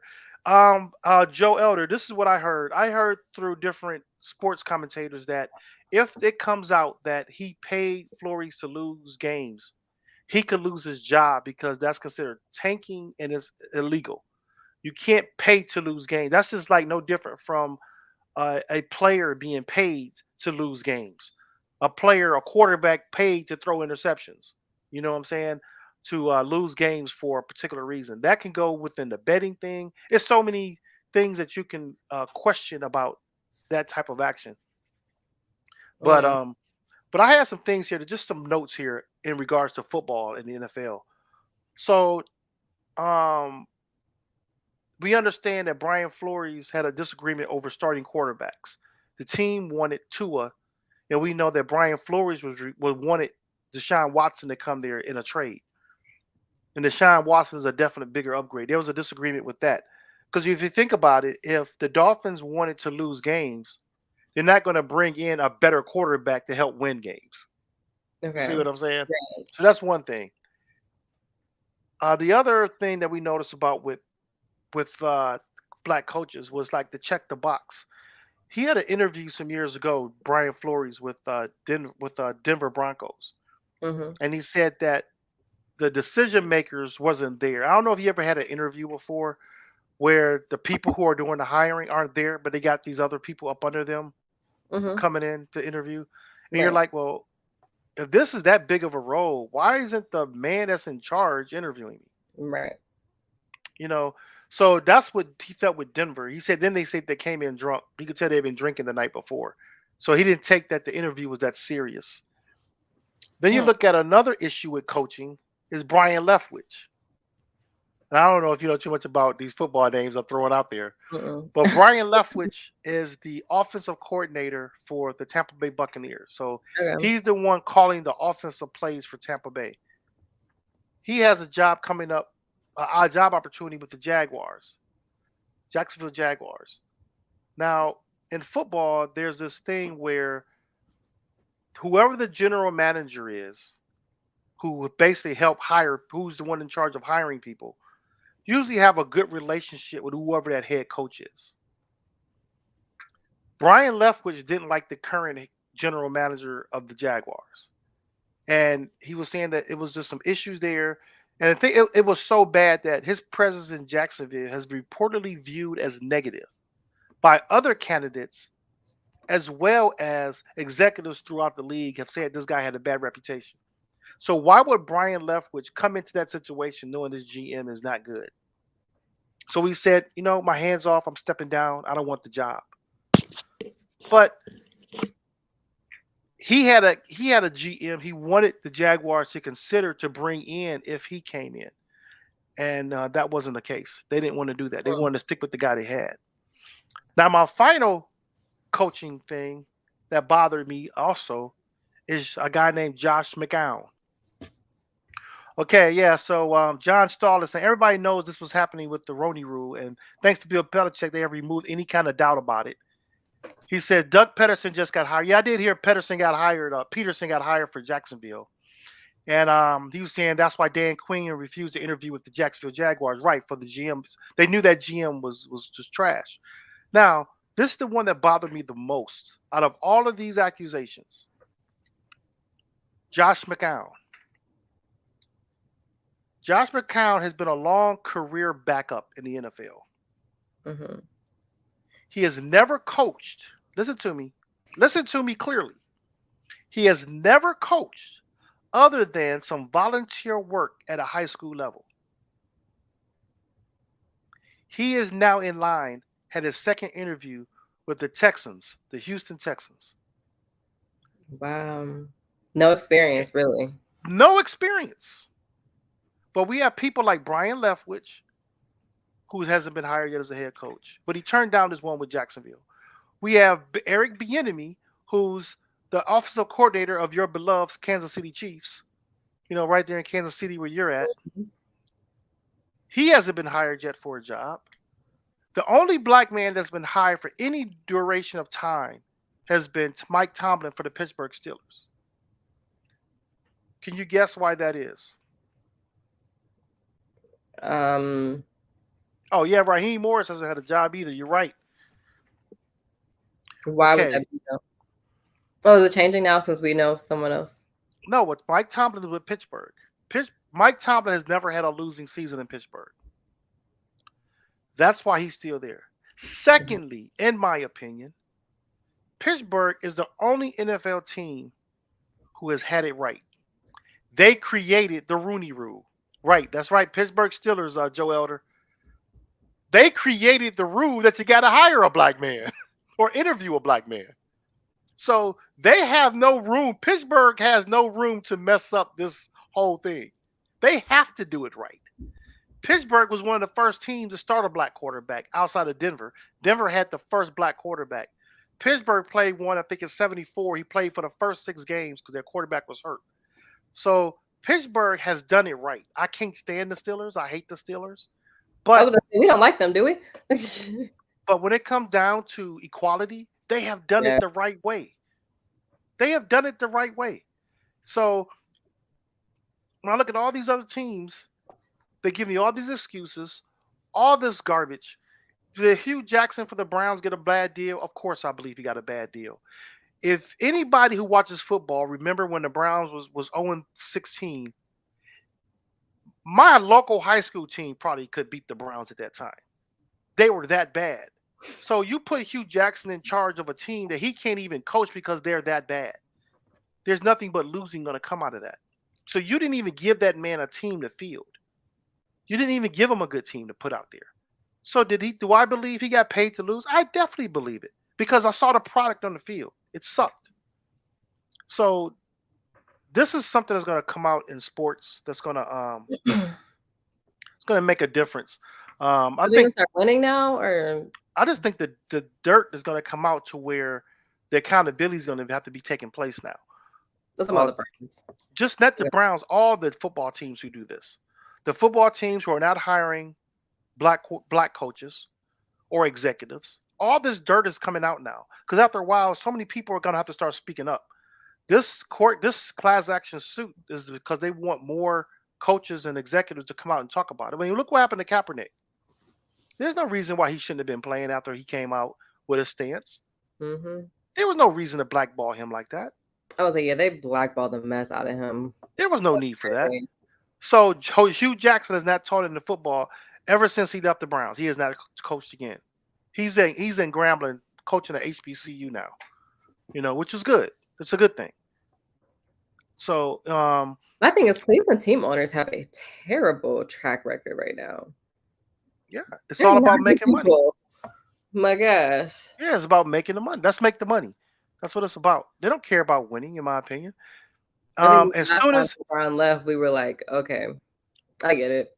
But you think about this also. When Hugh Jackson left, Hugh Jackson left the year that Baker Mayfield came. Mm-hmm. That was the first year they had started acquiring quality talent. Hugh Jackson did have a losing record at that time, but he was not given the time to mold and develop a winning team with winning players. Right. As soon as they get winning players, they put a white coach in his place. Actually, they did two white coaches. They got rid of him, they got another one in there.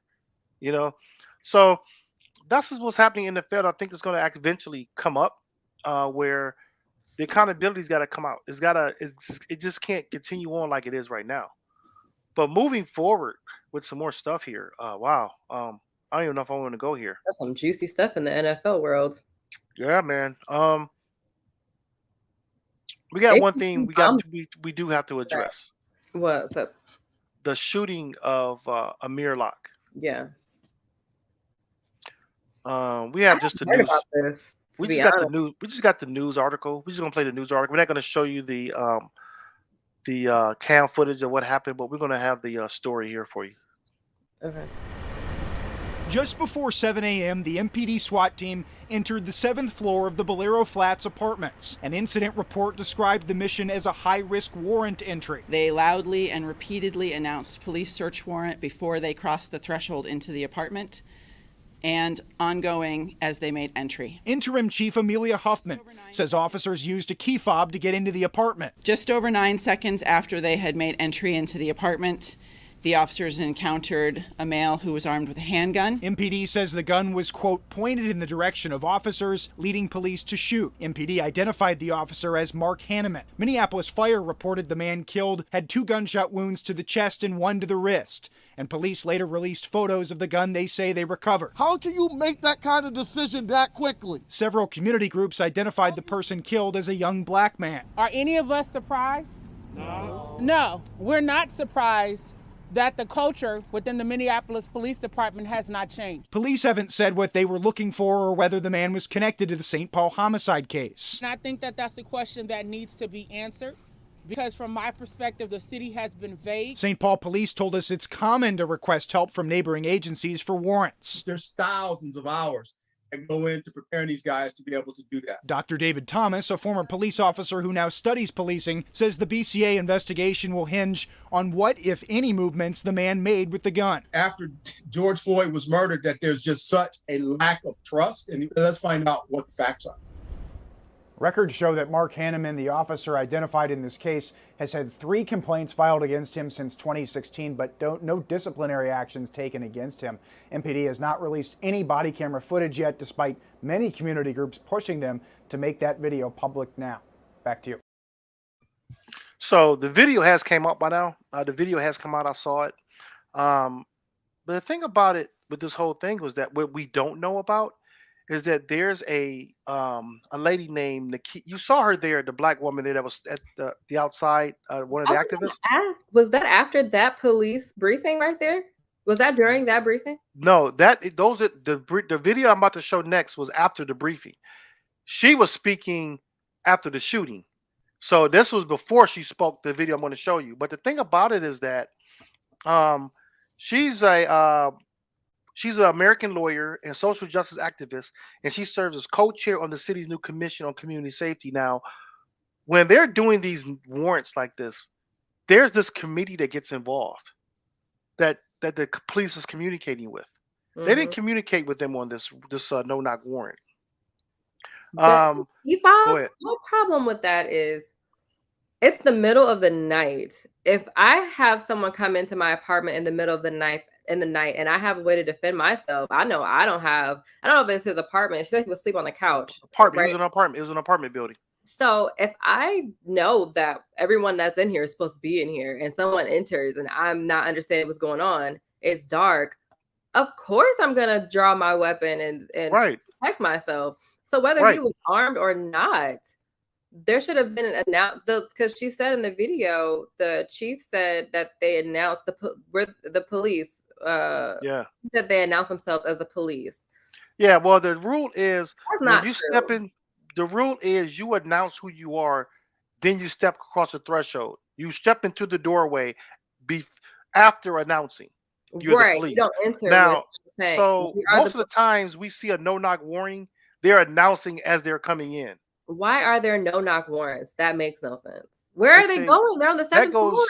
No knock warrants goes all the way back. No knock warrants goes all the way back to the time of slave catchers. Right. It goes all the way back to that era. That can't be meant for nobody but black people. So, well, no knock warrants. I mean, it happens with white people as well, but I'm saying but we don't see this type of interaction. And what was the warrant for? Did they say? Oh, it was a murder suspect, but he wasn't the guy they were looking for. Right. So they were looking for someone else. And he was in the room. He was in the house. I don't know if it was his apartment or not. He was on the couch. Huh? How old? I think he was 17. I think maybe. I'm not sure. Don't get me wrong. But so the point. But if they had knocked on the door first, or announced from outside, police. If they had came in the door and said, "It's the police, stop," or whatever. When they saw the gun, put the gun. They didn't give any commands. They shot. Now, of course, 9 seconds. But of course, their response is they were, protecting themselves.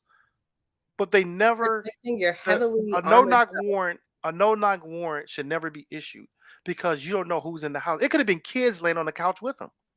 They don't know. It could be anybody. It could have been him and his wife. It could have been kids laying. It could have been anybody. And you're shooting up the place. But here's the interview with the activist, Nikia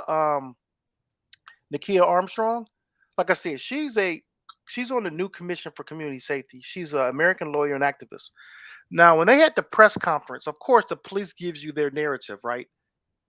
During a press conference. But I was listening to her. It sounded like a bunch of BS because we know what happened to George Floyd. We know what happened to Devontae Wright.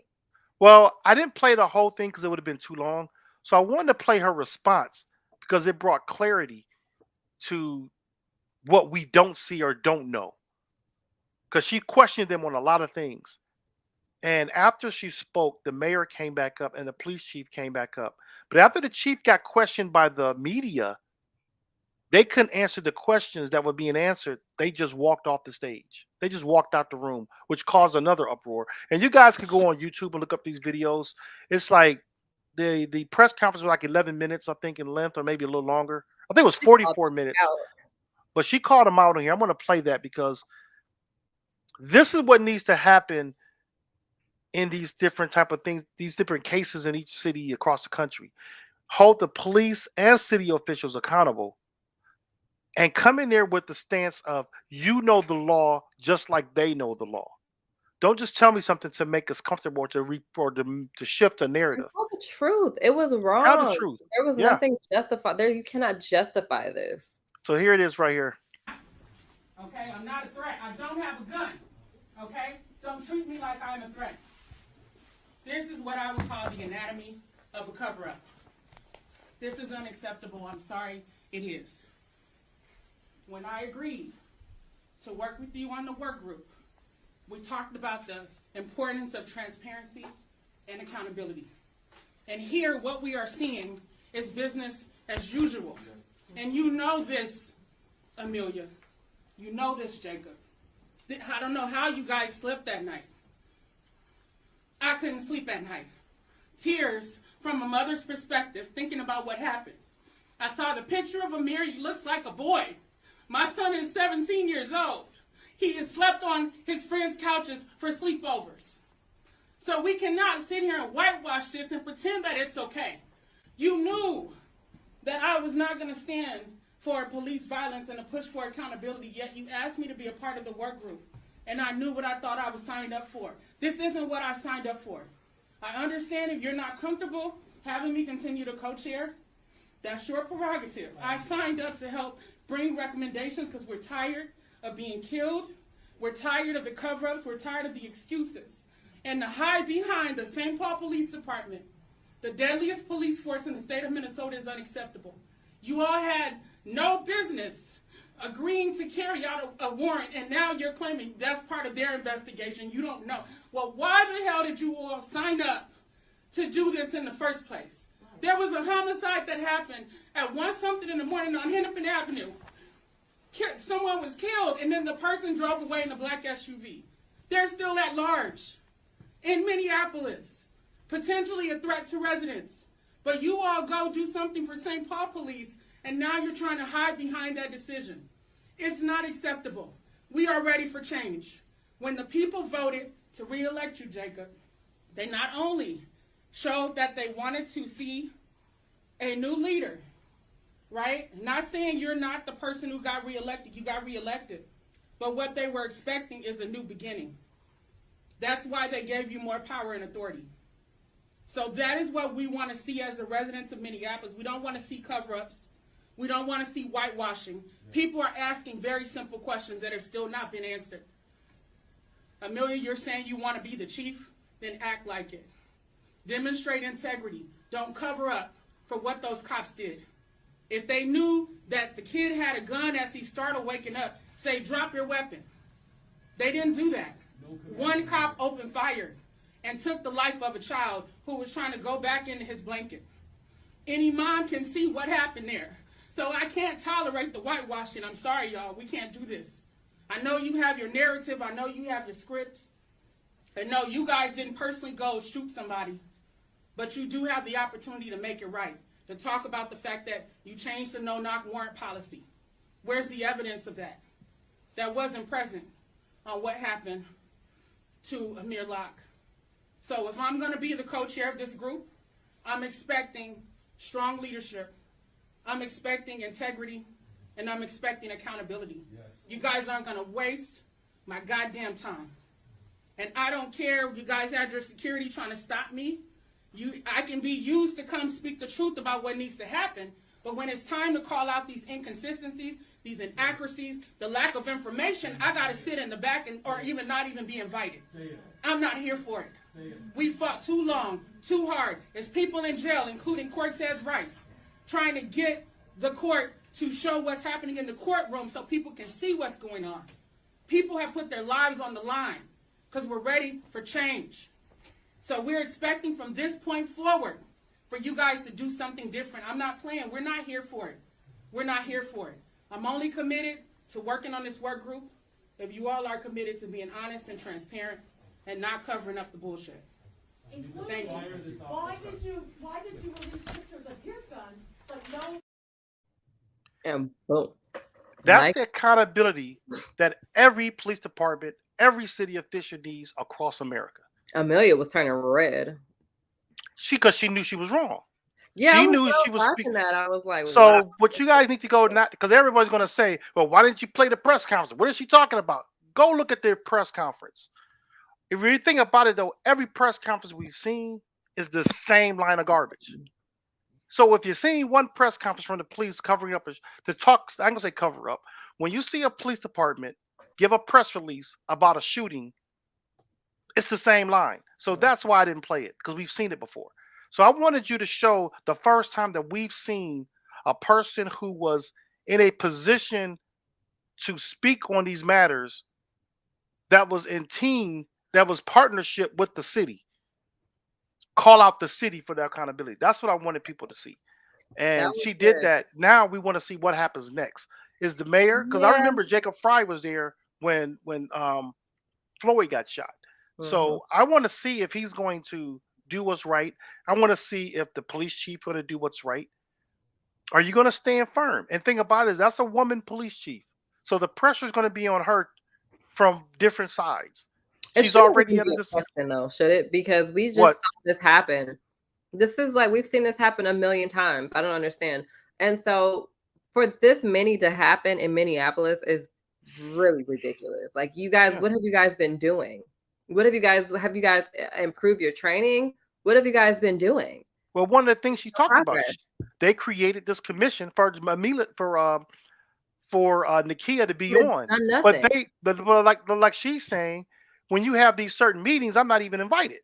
I want to say, so it's just there, like you were saying earlier, it's just there to say that we're doing something. It's a not checkbox. there. Yeah. It's a So checkbox. they need to get that. And you know what else I want to say? Honestly, I don't know how long America thinks Black people are going to wear t-shirts and sit quietly while our Black children are murdered. I don't know how long they think that's going to go on as we are progressing as a country, because I don't see it lasting much longer. I think people are going to get kind of sick of it. Well, we're already sick of it, but I think people are going to start taking action into their own hands, whatever that may be. Yeah. So, No, especially I with the understand. Minneapolis Police Department, not really understanding how this can happen still. Yeah. There has been no care taken. There's been no precautions taken at all from what I can see. There's no way that at 1:30 in the morning, you make a split decision in 9 seconds and shoot someone. Give them a chance to open their eyes. Yeah. I mean, who would be asleep at that time? You know what I'm saying? 17-year-old boy. Yeah. Yeah. And then they try to say, and not see, the thing is, this gets me. He's a 17-year-old boy. He's a child. Yet you address him as the suspect was armed with a gun. He's not a suspect. He was never a suspect. He's He's never not a suspect. investigation. He doesn't. And yeah, How is but he he a was. suspect? The suspect did not have an.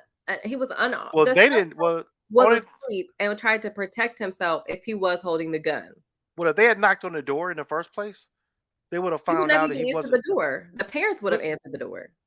Or I don't even know whose house it was. Was it? I'm not It sure wasn't his who house. He said. I'm not sure. But what the point I'm making is, saying, if he had knocked on the door, if they had knocked on the door, they might have known he wasn't the suspect. Number one.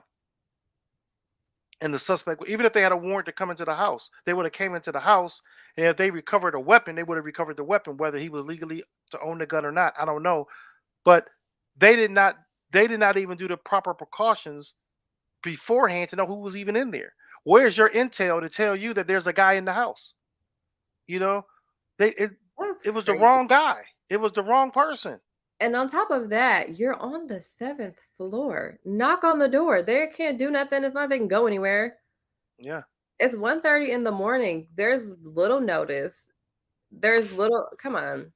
Honestly, this is just so messed up. And I really do hope that these officers are held accountable. If they're not, I don't see this going well. Minneapolis can't have this many back-to-back shootings.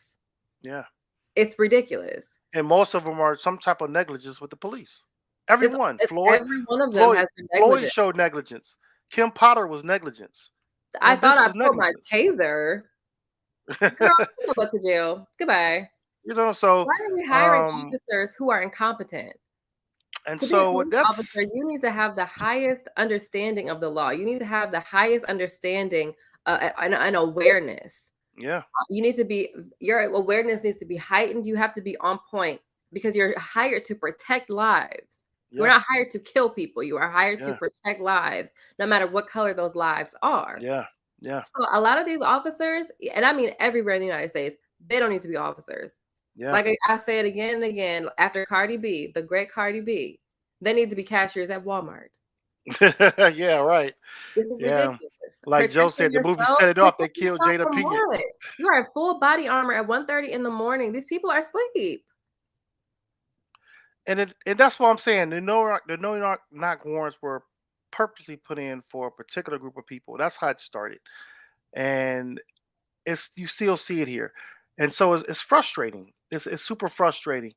And to go to even more frustration today on our first weekend of Black History Month. And I think it's to talk about these things during Black History Month to me is just as important as talking about our historical positive figures, is because we need to continue to show a history of how Black people have been treated. Yeah, there's Um, an this intersection. this is not playing a victim mode. People say, "Why you always want to play the victim mode?"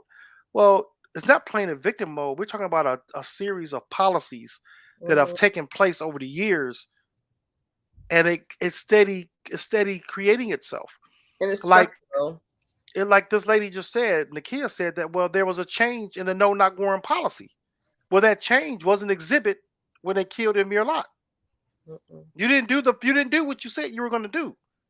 So doing what you want to, and to transition to that statement of doing what you say you're going to do, I want to go into one of my political comments reports today is on Pamela Moses. Pamela Moses was a convicted felon um, who was on probation, and when you're a convicted felon, you cannot vote in a lot of states until certain criteria is met. Well, the state of Tennessee has the most bizarre, confusing laws on ex-convicts and their voting rights. So Pamela Moses was arrested. Was sent to jail for 6 years for unknowingly registering to vote. When I say unknowingly she registering to vote, is she didn't know. She thought she had met all the requirements to vote, and when she did, it got turned against her. Two things to know about Pamela Moses, why I think she's in jail right now. Pamela Moses is a Black Lives Matter activist, number one. Number two, Pamela Moses was running for mayor in her city. Running for mayor in your city is when they start doing the background check on her and realize that she had these things that weren't in place of being a convicted felon. So I want to play this video first of a news report with her attorney talking about this. But listen very closely to the mistakes the courts made, the justice system made in this the mistakes that they made and turned it on her. This is like incredible. We're talking about how Pamela's case is similar to that of Crystal Mason here out of Fort Worth, who also got prison time. She got convicted and sentenced to 5 years for a vote that didn't count. And what is similar in these two cases is that with Crystal Mason, she submitted a form that she was supposed to, that she was directed to, and on the bottom, in fine print, it said, that you aren't convicted of a crime, that you aren't currently on, parole or probation. And being, told that she could vote is what she relied on. Here in Pamela's case, she actually had a certificate of restoration of her voting rights by probation, in addition to the registration form to vote, submitted that in all good faith, right? Believing that she could actually do that, and then got prosecuted for it based on someone's mistake. Please chime in, counselor. Well, I'm baffled, just like any other person who listened and heard what happened in Shelby County in convicting this lady, not just convicting her, but stating that she falsified a document. And I have looked at the definition of falsification. It does not meet the what they said she did. As Ms. Dunn is narrating here, if you look at what this lady did, this lady went to the appropriate authority which is the Department of Corrections. Department of Corrections is the umbrella department for the probation department, parole department. So at the end of the day, they are the keeper of records. They are the ones who would actually state that she has completed her sentence. And she went ahead based on the information she received from the appropriate agency. Right. Going to the election office, now asking them to do what? This is the information I have from this agency that is in charge. Now, could you now fill this document for me so I can proceed? So she did not at any time circumvent the system. She followed the legal process. She took the necessary steps to ensure. And this lady. Right. So I was going to say, she took the necessary steps to ensure that she was eligible. She went to a judge. He said one thing. She didn't believe it, so she went to probation. Probation told her she was cleared. She took the proper channels in order to ensure that she could actually vote. And I don't know anybody that's willing to risk their freedom for a vote. It just isn't that serious. People in prison don't want to go back to prison, especially for a vote. So it's preposterous that the argument now is, well, she tricked probation into filling out a document. If she was able to trick probation, then they don't need to hold that job anymore. That's so clear, ain't it? It's so crazy. So, like she said, did they not look at that? How did she get the wrong name? That's here? Pamela Oh, Moses. Whoops. Why not Pamela Davis? No, but I went to look at Moses and I still ended up putting it. No, but that's so crazy is that's what I'm saying. The probation officer, the probation office made the mistake. They put the wrong name. They put the wrong information down. But when she went to court, excuse me? But she had a trial, right? Well, no, what I'm saying, this is after she's on probation now. And she got the right paperwork to say that she can vote. So before you can vote, you got to show this certificate saying that you've completed your sentence and that you can now vote. So the probation office gave her that certificate with the proper information on it. So she took it to court. Then she went to go register to vote. But they only caught all this after the fact, after she decided to run for mayor. That's when all this came out in 2019. So she was out and everything, that one vote from however many years ago. She didn't even vote. She registered to vote. Oh, it wasn't even a vote. And she's in jail for 6 years now? 6 years. Does she have a trial? Yes, they convicted her because she registered. Yeah, she had to go back because she registered. Even with all of the evidence. That's the argument. That's why she has an attorney now, because the probation office is the one that messed that up. So the judge said this several times. Okay. The judge in court. The judge said this in court several times. Now, this is the judge. Remember how we talked about that judge during the Kyle Rittenhouse case, how he kept putting himself in there? This judge said on multiple occasions that Pamela Moses tricked the system. You tricked the probation office. How does she trick the probation office? Hear me out. What kind of office are you hiring? Are you dealing with that can get tricked like that? They know. The thing about it, Pamela is charged with falsifying documents. She never signed a document. She never wrote on the document. The probation office did all the writing. The probation office is the one that signed it. All they did was sign it and give it to her. And she's charged for falsifying documents. So what does this mean? So they're fighting it. She doesn't need to be in jail right now. Right. She's in jail right now. It's either she completed probation or she didn't. If she did not complete her probation, then she got to wait till her probation is completed before she can vote again. To bring the racism part into it, from what I read records read, from my notes, no one has ever No one has ever been sent to prison in Tennessee for registering to vote and not actually voting and doing it unknowingly. Has ever I went to bet prison. tons of we were just talking about this. Tons of older people who move and vote twice. Yeah, they say, well, it was an accident, and they just don't count the vote.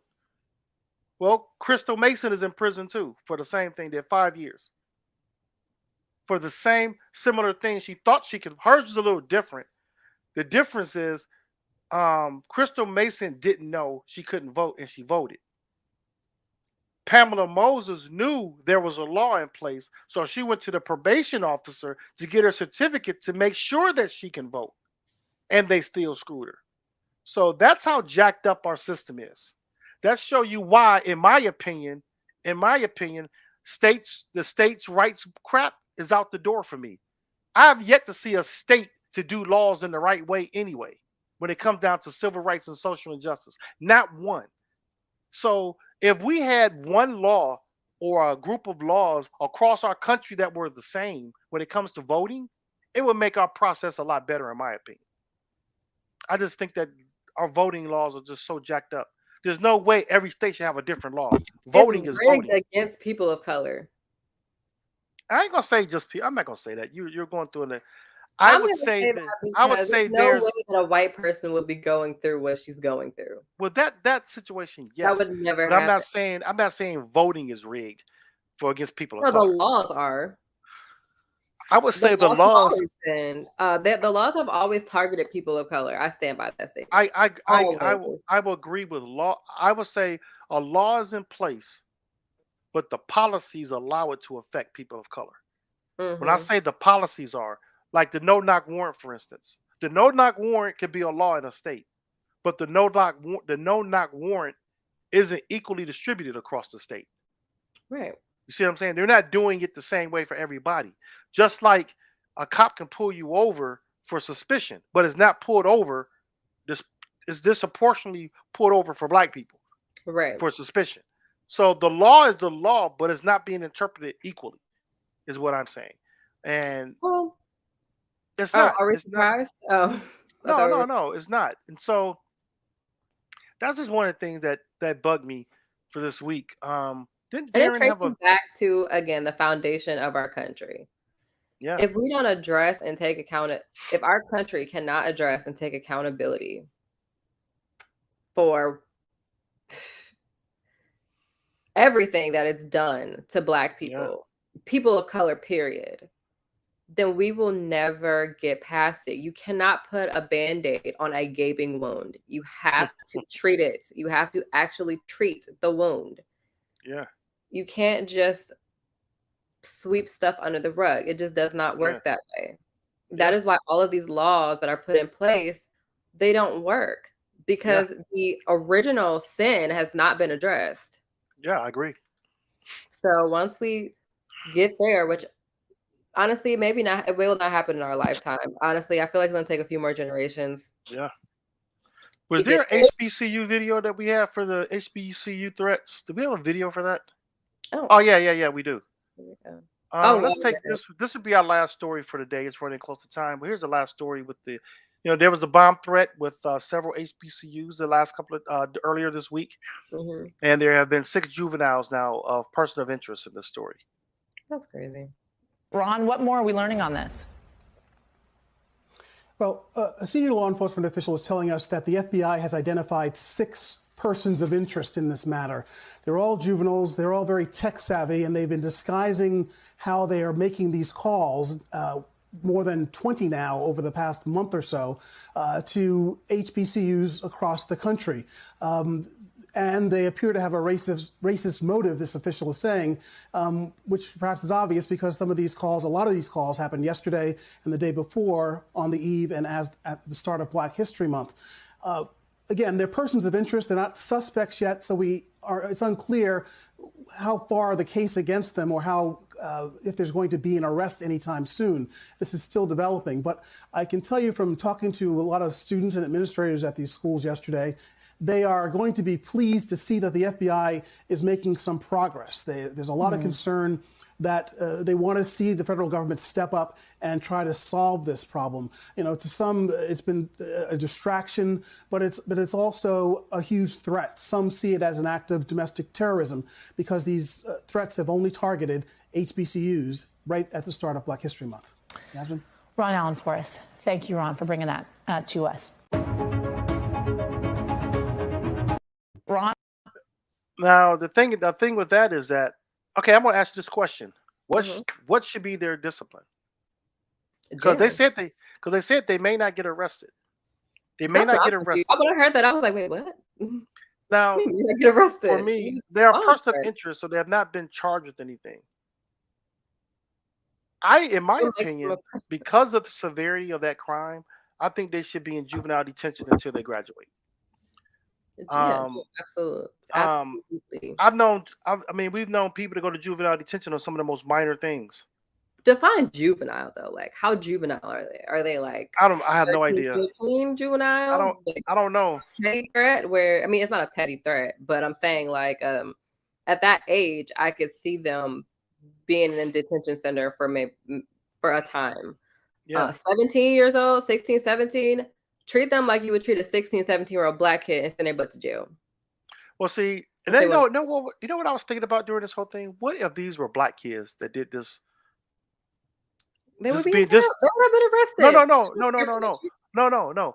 If they were black kids who made these bomb threats on HBCUs. Oh, on HBCUs. I was gonna say at a PW. What if these were black kids who did this as just see if we can do this. Let's see what happens.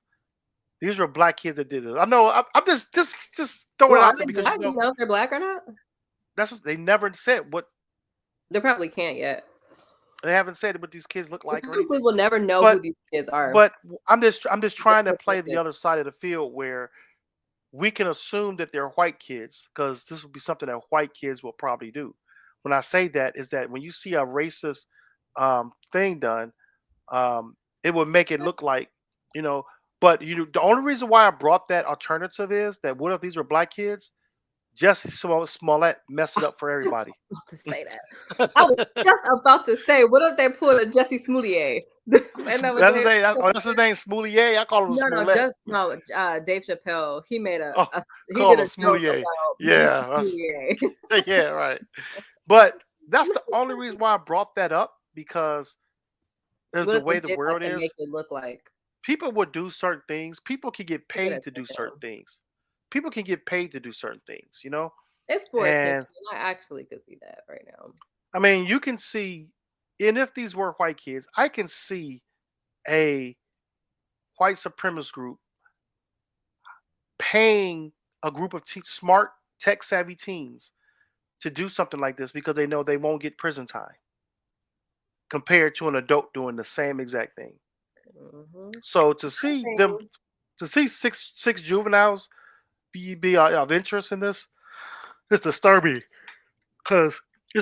because who even taught them to do these things? Who gave them these ideas? Who was their influence? You know, that's what bothers me. Off of that, I mean, honestly, I was thinking that for sure from the start was we haven't really seen much from these extremist groups. And I know that they're still talking behind the scenes. We know that the planning is still happening behind the scenes. We just don't know what it is. I was thinking this is definitely one of those things. Well, they were been accused. They've already stopped a group of people from attacking the power and telecommunication grids in our country. And that were speculation that they had something coming up soon or down the pipe that would affect our electrical power here in our country. And so that was a big debate. I don't know. Did I ever invite you to that political group I'm in? Did you ever accept that invite? I think so. Prim is one of my partner groups. There are a lot of people from that show watch our show, and I watch theirs at times. They come on Sunday mornings at I think it's 9 a.m. Central Time, 10 a.m. Eastern Time. But we had a big debate about this particular topic of extremists. And then it got to basically what is an extremist, what is a terrorist, and all these different, which really is a distraction to the whole topic of the fact that extremists are planning things. They have planned things, and they've been deterred in some areas of doing some things in our country. This attack on HBCU is another example of that. These were just so happen to be juveniles, but they have been influenced by someone. These 6 juveniles just didn't come out of the blue and say, we're going to go ahead and we're going to do bomb threats at HBCUs.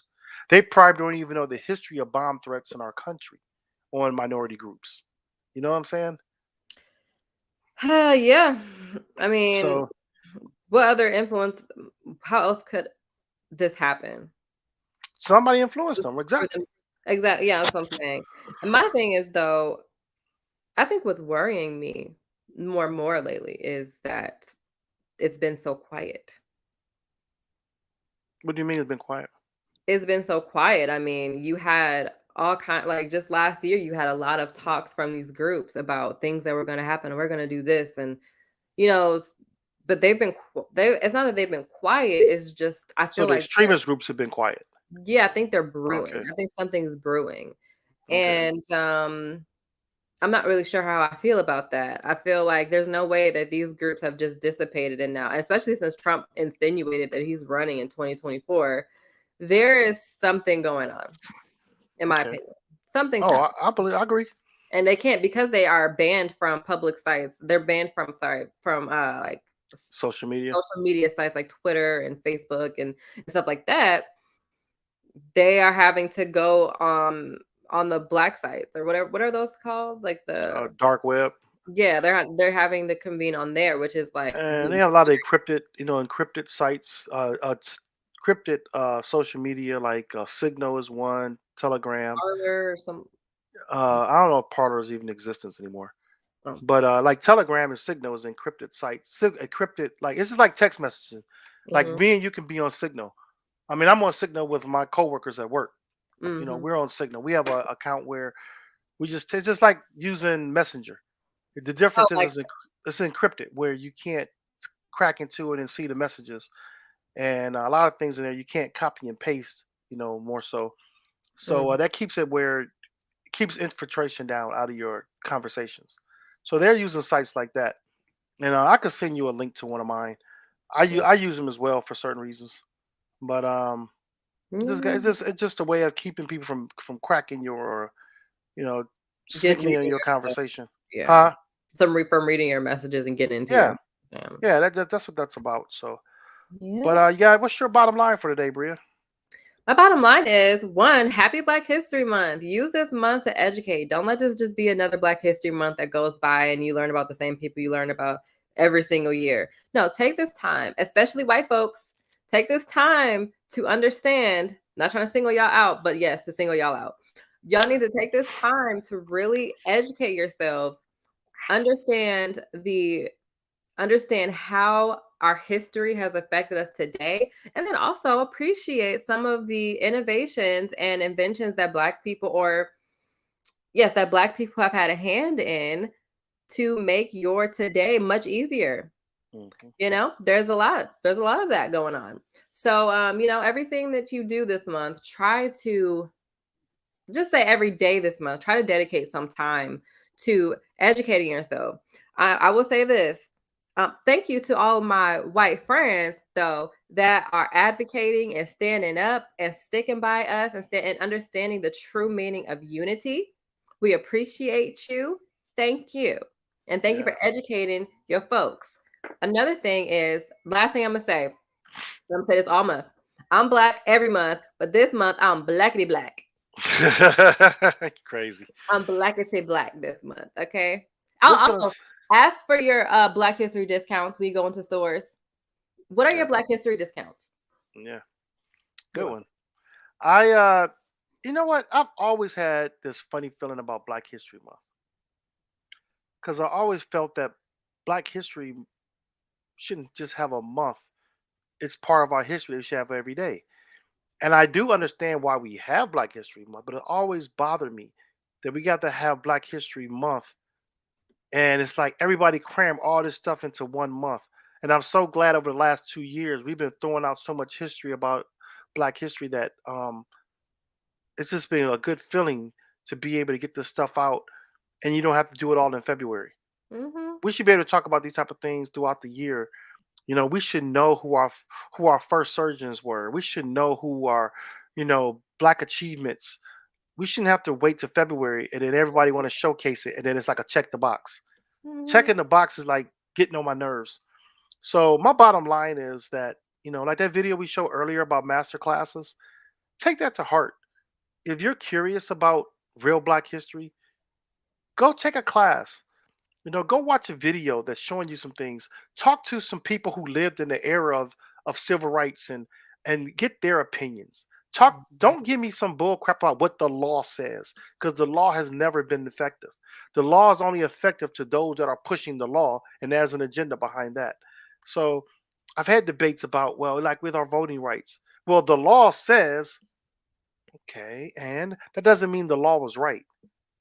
So just take a deeper look into the important things about history. And if you have a question about it, don't debate with somebody when you have no facts just because you don't like the words that you're hearing. Go do your own research. Mm-hmm. And like I said, there's so many subscription based classes that you can take right now, because everything is subscription based, because they're banning these things in public settings. They're banning them. They're going to be banned in the library. They're going to be banned in schools. That should be a red flag for anyone in our country that cares about our country, who say they're a true patriot. When you're banning true history, I mean, it's really bad.